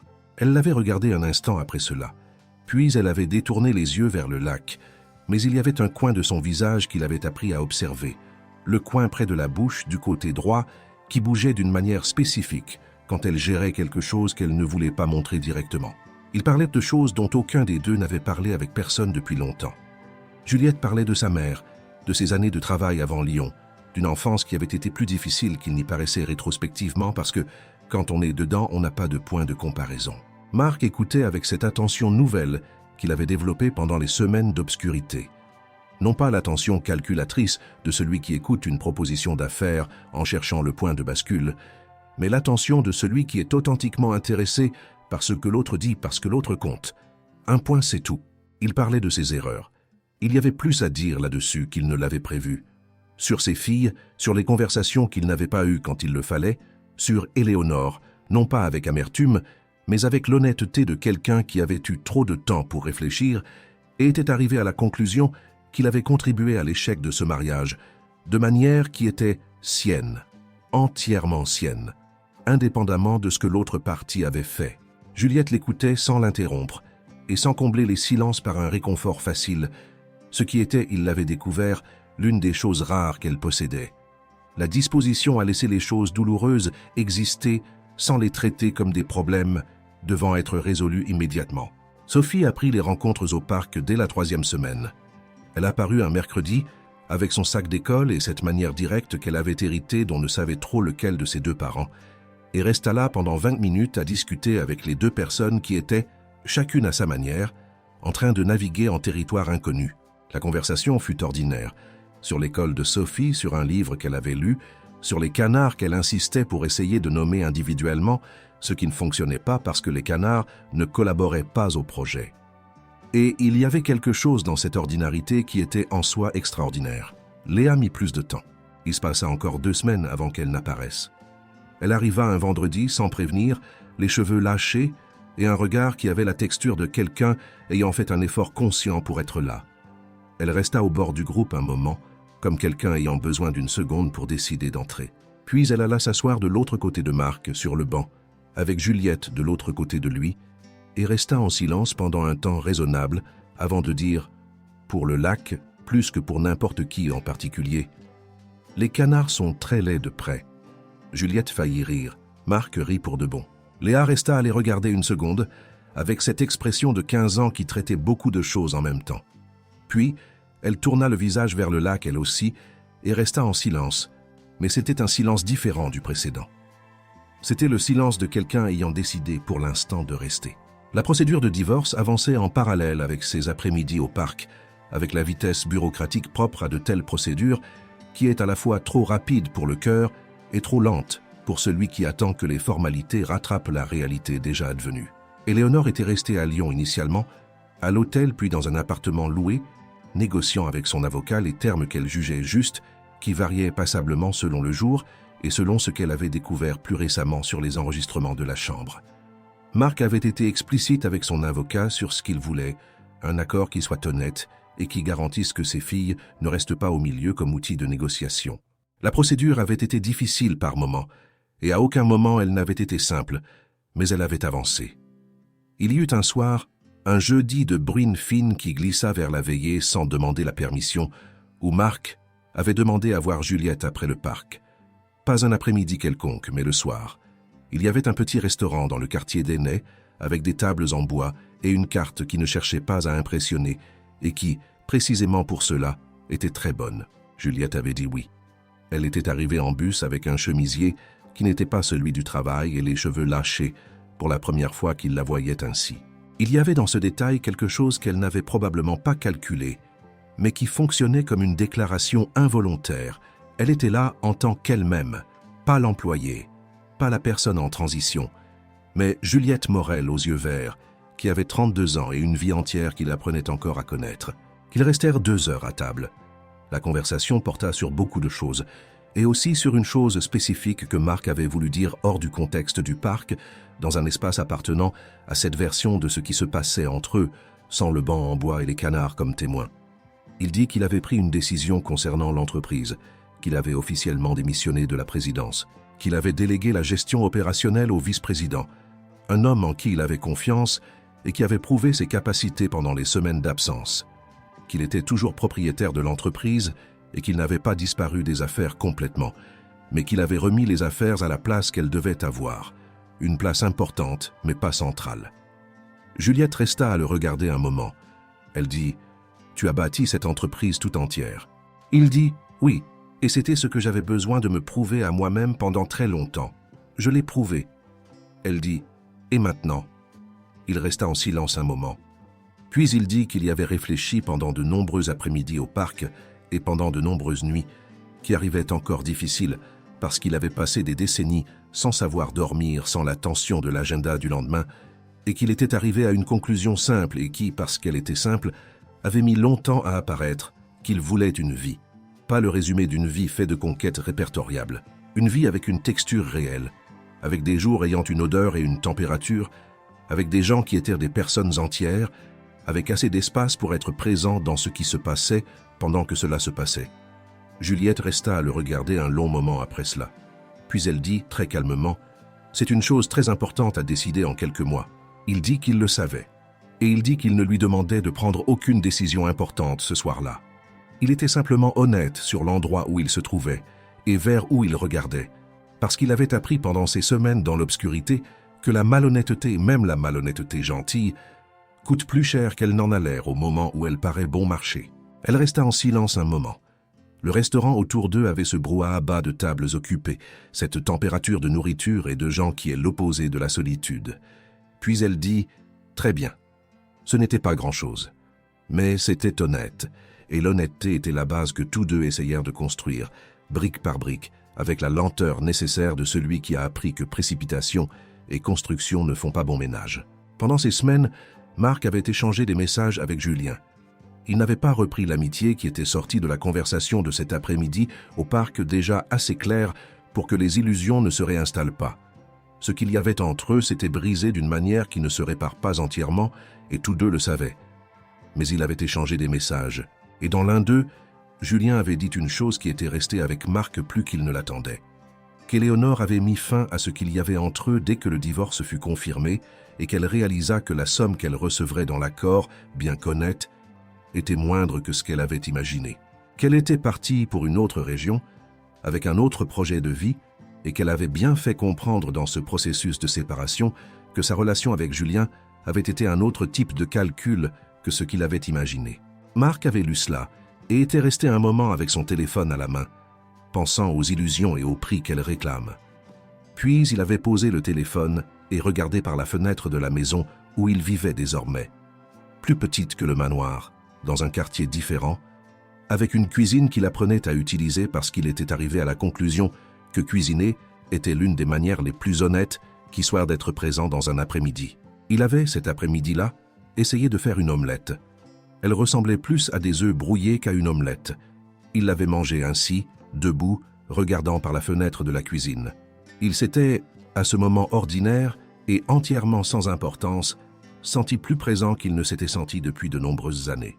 Le nouvel appartement se trouvait dans le quartier de la Croix-Rousse, dans l'une de ces rues qui montent doucement sur la colline, où les maisons ont des jardins devant et où les gens se saluent encore par leur nom quand ils se croisent sur le trottoir. Ce n'était pas Sainte-Foy-les-Lyons avec ses manoirs à portail électronique et hautes grilles. C'était un endroit différent, plus proche, plus humain, avec cette qualité spécifique des quartiers qui n'ont jamais eu besoin de rien prouver à personne.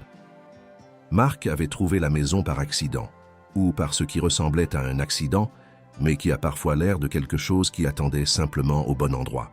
Elle avait 3 chambres, une cuisine qui prenait le soleil de l'après-midi et un jardin à l'arrière où la terre était bonne pour qui voulait planter. La maison était restée vide pendant des mois avant son arrivée, parce que le précédent propriétaire, un dentiste à la retraite parti vivre chez ses enfants, avait voulu un locataire qui s'occuperait du jardin. Marc avait dit oui quand l'agent immobilier lui avait demandé s'il était intéressé par l'entretien du jardin. Et il l'avait dit avec une conviction que l'agent interpréta probablement comme l'enthousiasme d'un nouveau résident, mais qui était en réalité la conviction de quelqu'un ayant besoin d'une raison concrète pour rester présent dans un après-midi. Juliette l'aida à choisir les meubles. Non pas parce qu'il l'avait demandé ainsi. Il avait seulement demandé son avis sur quelques tissus de canapé qu'il avait photographiés au magasin et envoyés par message, et elle avait répondu avec une objectivité sèche qui avait provoqué ce que le coin de sa bouche faisait quand elle gérait quelque chose sans le montrer directement. Mais un samedi après-midi, il avait dit qu'il passerait au magasin de meubles sur le chemin du parc et elle avait dit qu'elle l'accompagnerait. Et c'est ainsi qu'arriva ce qui arriva, c'est-à-dire un après-midi entier dans un magasin de meubles à choisir une table de salle à manger comme si c'était la chose la plus naturelle du monde, ce qui ne l'était pas, mais ce qui se ressentait comme tel. La table qu'ils choisirent était en bois simple, avec 4 chaises. Elle n'avait rien de sophistiqué.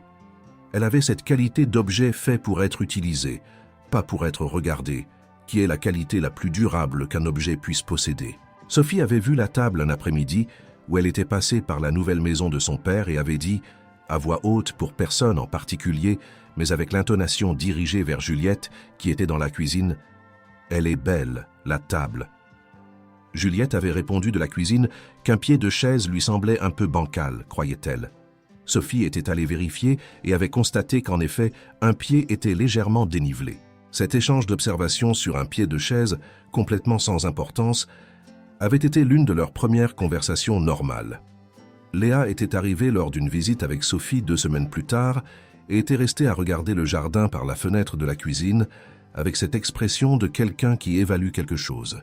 Puis elle avait demandé à son père si elle pouvait apporter les graines de tournesol qu'elle avait reçues à l'école et que sa mère n'avait pas laissé planter dans le nouvel appartement où la famille maternelle s'était installée. Marc avait dit oui, et l'après-midi suivant, Léa était arrivée avec les graines dans une petite enveloppe et les avait plantées dans le coin du jardin avec une concentration absolue qui était toute sienne, entièrement sienne, sans avoir besoin d'instructions ni de compagnie. Juliette était restée assise sur le perron arrière à observer avec une tasse de café, tandis que Léa plantait. Elle n'avait rien dit, car elle avait appris que Léa Lefebvre était du genre à ne pas avoir besoin de mots quand elle faisait quelque chose, et que la compagnie silencieuse était plus respectueuse que n'importe quelle conversation. Léa avait fini de planter, secouer la terre de ses mains et regarder le parterre avec satisfaction. Puis elle avait regardé Juliette pendant une seconde. Puis elle était allée chercher de l'eau à la cuisine. C'était peu, mais c'était réel. Le divorce fut finalisé un matin de semaine où Marc revint de chez le notaire avec le document plié dans sa poche et resta immobile sur le trottoir un moment, regardant le mouvement de la rue, avec cette sensation spécifique de fin de cycle qui n'est ni légère ni lourde, elle est simplement concrète. Il avait appelé Juliette, il avait seulement dit « c'est fini ». Elle était restée en silence une seconde, puis elle avait dit « tu vas bien ?» Il avait dit que oui. Elle avait dit « je passerai au parc à 17h ». Elle y était passée. À partir de là, les choses avaient changé de rythme. Pas de manière dramatique, pas du jour au lendemain. Mais il y avait une différence subtile dans la qualité des rencontres, comme si une tension de fond ayant existé dans chacune d'elles, cette tension de situation non encore résolue, de limites n'ayant pas été franchies parce que le temps n'était pas encore venu, s'était dissoute et avait laissé l'espace un peu plus libre. Juliette avait commencé à passer des après-midi dans la maison de la Croix-Rousse avec une régularité qui était encore occasionnelle, mais qui avait cessé d'être accidentelle. Elle avait passé un après-midi entier à aider Marc à répertorier les cartons de livres qu'il avait rapportés du manoir, car il avait décidé de ne pas laisser les livres derrière lui, quoi qu'il arrive. Elle avait passé un dimanche matin dans la cuisine, tandis qu'il essayait de faire du pain, et ne faisait rien qui ressemble à du pain, mais qui était comestible, avec de la bonne volonté et un café fort. Ce dimanche-là avait été le premier jour où Léa et Sophie se trouvaient en même temps dans la nouvelle maison de leur père, et où Juliette s'y trouvait aussi, non par convocation de quiconque, mais parce que les choses avaient pris cette forme d'elles-mêmes. Ils avaient fait des pancakes faute de pain exploitable, ce qui était ironique et avait produit un rire collectif inattendu autour de la table en bois au pied bancal. Ce fut un petit déjeuner dominical avec des pancakes et des gens, et ce fut dans cette ordinarité l'une des premières fois où Sophie et Léa redevenaient des enfants, étant des filles, au lieu d'adolescentes, portant le poids de ce qui était arrivé à leurs parents. Juliette avait fait la vaisselle ensuite. Léa avait essuyé sans que personne ne le demande.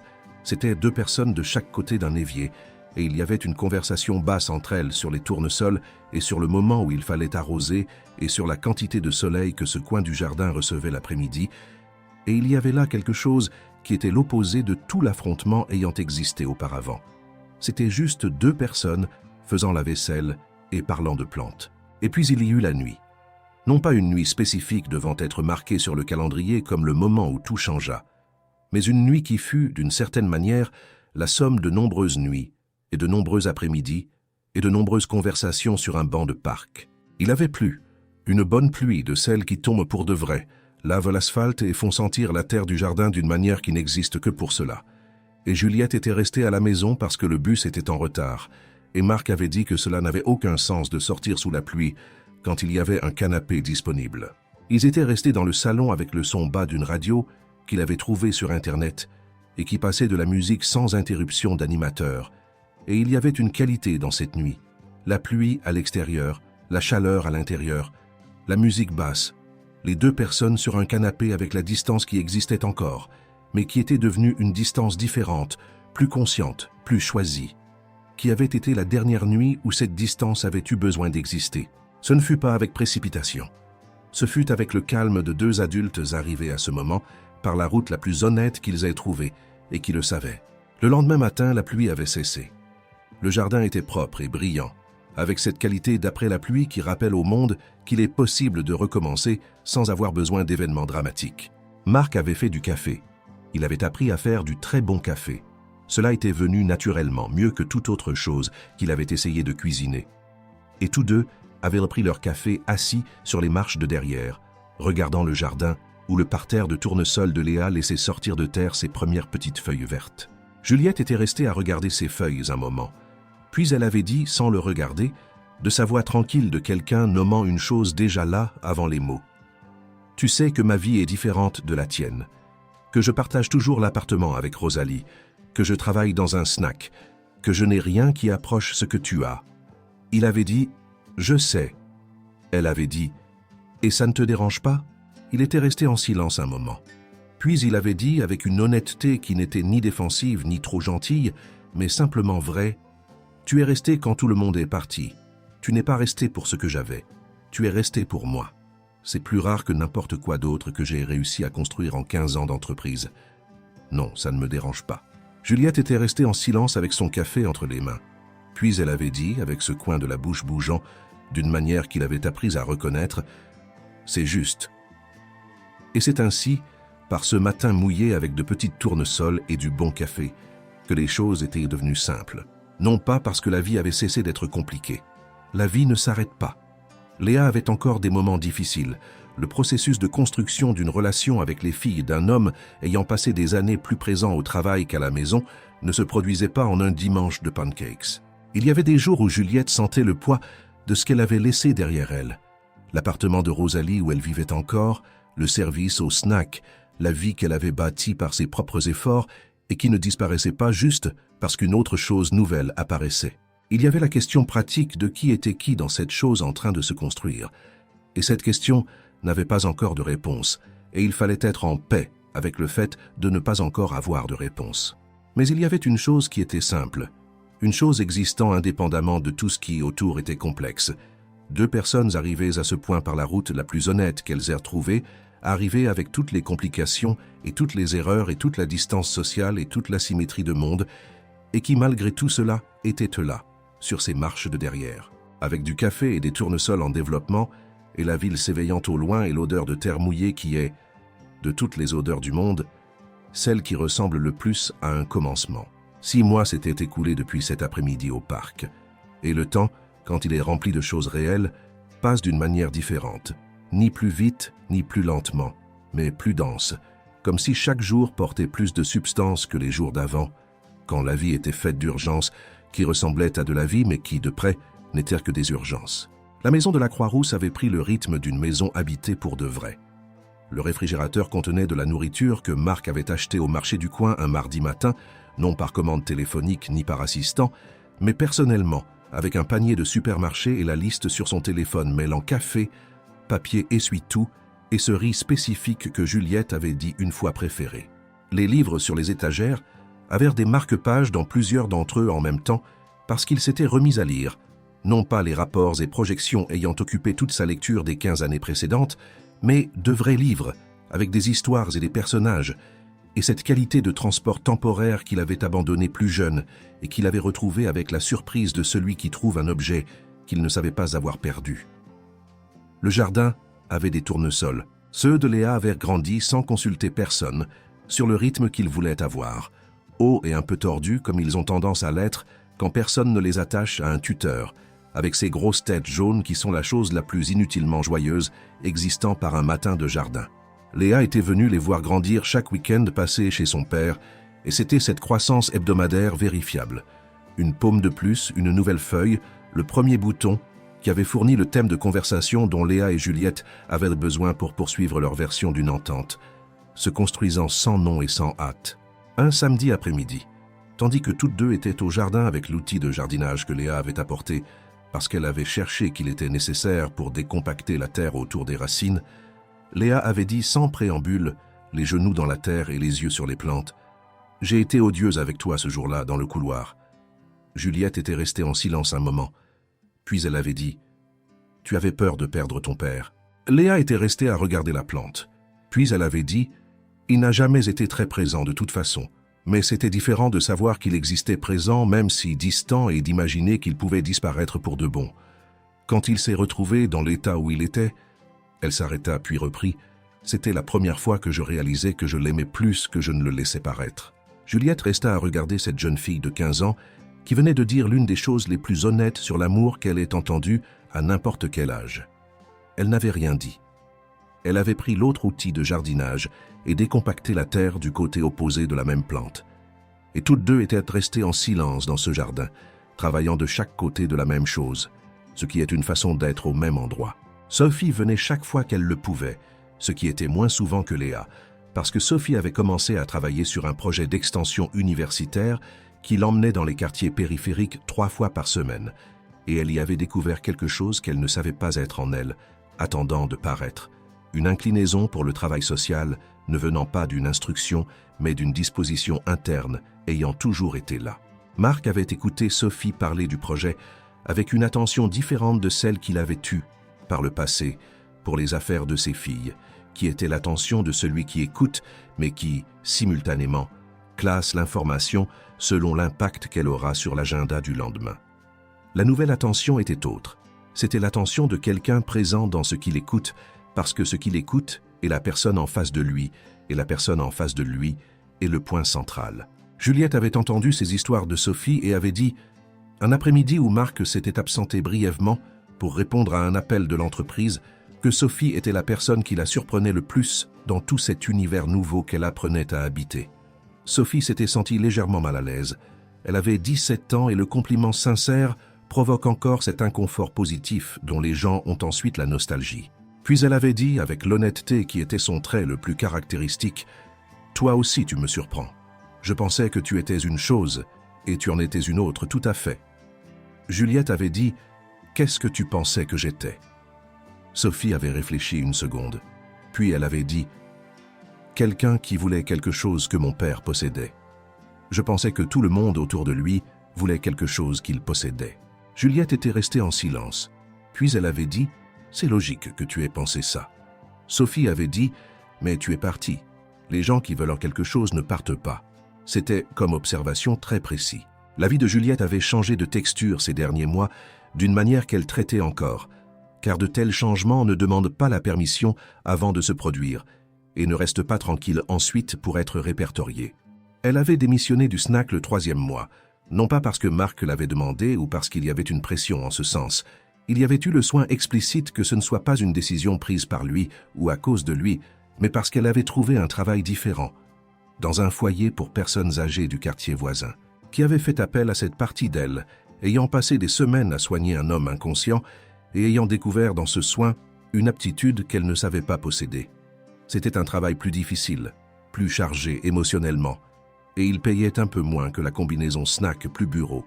Mais c'était un travail qui rendait l'après-midi différent quand elle en sortait. Elle avait continué à vivre avec Rosalie pendant encore 2 mois, après que les choses avec Marc furent devenues simples. Non par hésitation, mais parce qu'il y avait quelque chose d'important pour elle, à être la personne prenant les décisions de sa propre vie pour des raisons propres, non pour des raisons venues de l'extérieur. Elle avait quitté l'appartement de Rosalie quand elle fut prête, ce qui arriva quand elle fut prête, avec sa valise qui tenait encore dans un petit coin, mais qui, cette fois, alla dans un coin différent. Rosalie avait dit le soir d'avant qu'elle était heureuse pour elle. Elle l'avait dit avec cette manière directe qui était sa voix d'amie de longue date, « Tu mérites quelqu'un qui reste. » Et elle s'était tue une seconde avant d'ajouter, « Mais s'il s'avise de croire qu'il mérite une seconde chance de ne pas rester, préviens-moi, je m'occupe du reste. » Juliette l'avait serré dans ses bras pendant un temps probablement plus long qu'elle ne l'avait prévu. Par un matin de balcon, ce balcon qui donnait sur la ville s'éveillant au loin, avec les arbres de la Croix-Rousse ayant encore cette qualité de bon vert même après la chaleur la plus intense de l'année, Marc avait quelque chose dans sa poche depuis la veille au soir. Il était resté avec cela là, dans la poche de la veste qu'il avait suspendue à la chaise de la cuisine, puis dans la poche du pantalon de sortie, puis dans la poche du sweatshirt quand la nuit s'était rafraîchie, et il était passé par plusieurs moments où le moment semblait opportun, puis était resté tranquille, en attendant le moment qui était de fait le moment. Le matin de balcon était le moment. Juliette était là avec son café, les cheveux encore un peu en désordre du sommeil, les yeux verts avec cette qualité spécifique du matin avant que la journée ne les occupe de ce qu'elle réclame. Elle regardait le jardin où les tournesols de Léa dominaient le coin est avec une autorité végétale que personne n'avait prévue quand les graines avaient été plantées dans la petite enveloppe de Léa avec cette concentration absolue. Marc sortit la petite boîte de la poche de son sweatshirt. Elle était petite, en velours bordeaux délavé qui était, en réalité, le velours de quelque chose ayant été gardé dans un tiroir depuis de nombreuses années. L'histoire qu'il y avait n'était pas celle d'une jeune mariée romantique, mais celle d'une grand-mère ayant demandé à son petit-fils de garder ce qu'il y avait de plus beau dans sa vie jusqu'à ce qu'il sache à qui le donner. Marc avait su. La boîte contenait une bague, simple en or fin, avec un petit diamant resté des décennies dans un tiroir à attendre sa juste destination. Elle n'était pas ostentatoire. C'était l'opposé de cela. C'était une chose faite pour durer, pas pour impressionner. Juliette resta à regarder la boîte sans lâcher son café. Marc resta à la regarder. Il dit que ce n'était pas la plus grosse bague qu'il puisse acheter. Il dit qu'il avait choisi celle-là spécifiquement parce qu'elle avait appartenu à une femme que sa grand-mère avait décrite dans des lettres qu'il avait lues après son départ comme quelqu'un croyant que l'amour n'était pas une transaction, que l'amour était la décision d'être présent quand toutes les autres options plus pratiques étaient disponibles. Il dit qu'il avait pensé à elle quand il avait lu ses lettres pour la première fois pendant son processus de récupération, quand il avait eu plus de temps pour réfléchir qu'il n'en avait eu pendant toute sa vie précédente cumulée. Qu'il avait pensé à elle spécifiquement. Il dit « Tu es resté quand tous les autres sont partis, pas pour ce que j'avais, pour moi. C'est plus rare que n'importe quoi d'autre que j'ai réussi à construire en 15 ans d'entreprise. » Juliette avait les yeux plus brillants que d'habitude. Elle n'avait pas encore lâché son café. Il y avait dans ce détail quelque chose qui lui donna envie de sourire, car c'était entièrement Juliette. Tenir son café pendant une demande en mariage parce qu'elle n'avait pas pensé à poser le café d'abord. Il demanda « Veux-tu m'épouser ? Pas pour la taille de la maison ni pour ce que je peux te donner, pour la vie que nous pouvons construire ensemble, qui peut être simple, qui sera probablement compliqué parfois, qui aura des week-ends avec des tournesols tordus et du café passé tard et des filles ayant de grands sentiments qu'elles apprennent encore où placer. Pour cette vie-là, pour ton envie de cette vie avec moi. » Juliette resta à le regarder un moment. Puis elle posa son café sur le parapet du balcon. Elle prit la boîte. Elle dit, d'une voix ayant la texture de quelque chose de résolu, après avoir été longtemps une question, « Oui, 1000 fois oui. » La bague resta à son doigt, avec cette qualité d'objet ayant appartenu au bon endroit tout le temps, attendant seulement le moment d'y arriver. Juliette resta à la regarder une seconde. Puis, elle regarda Marc. Puis le jardin où les tournesols de Léa tournaient lentement leur tête vers le soleil comme ils le font, avec cette conviction tranquille de qui n'a pas besoin de justification pour chercher la lumière. Qui aurait dit qu'un baiser donné dans le noir, sans témoin, sans espoir, sans même une logique en sa faveur, changerait pour toujours la vie de deux personnes qui n'auraient jamais dû se rencontrer. Ce ne fut pas le baiser qui fit l'impossible. Ce fut l'amour derrière lui. Ce fut elle, croyant qu'il pouvait revenir quand tous les autres avaient déjà abandonné. Ce fut lui voyant enfin ce qui avait toujours été sous ses yeux, que le véritable luxe n'habite pas les manoirs de marbre, qu'il n'a pas de prix et ne tient pas dans un contrat. Il habite le cœur de celui qui reste quand tous les autres s'en vont. Il habite des yeux verts qui prennent soin de vous dans le noir sans rien demander en échange. Il habite des après-midi de parc et des tournesols tordus et le café du matin et le oui qui arrive. Enfin, après tout, le chemin tortueux et honnête qui l'a rendu possible. Et c'est ainsi que s'achève l'histoire de Juliette et Marc, la femme de ménage aux yeux verts, qui resta quand le monde s'en alla, et l'homme qui eut besoin de se perdre en lui-même pour voir enfin ce qui était juste devant lui. Si cette histoire a touché quelque chose en vous, si vous avez retenu votre respiration à un moment ou senti votre cœur se serrer avec les personnages, laissez un pouce bleu. Ce petit geste aide beaucoup à vous apporter toujours de nouvelles histoires qui nous remuent vraiment. Abonnez-vous à la chaîne pour ne manquer aucun des récits à venir, car il y a bien d'autres vies à découvrir, bien d'autres amours nés dans les endroits les plus inattendus. Et dites-nous dans les commentaires de quelle ville vous regardez cette histoire. Je veux savoir si elle est arrivée près de chez vous, si elle a franchi les frontières, si elle a trouvé quelqu'un qui avait besoin d'entendre exactement cela aujourd'hui.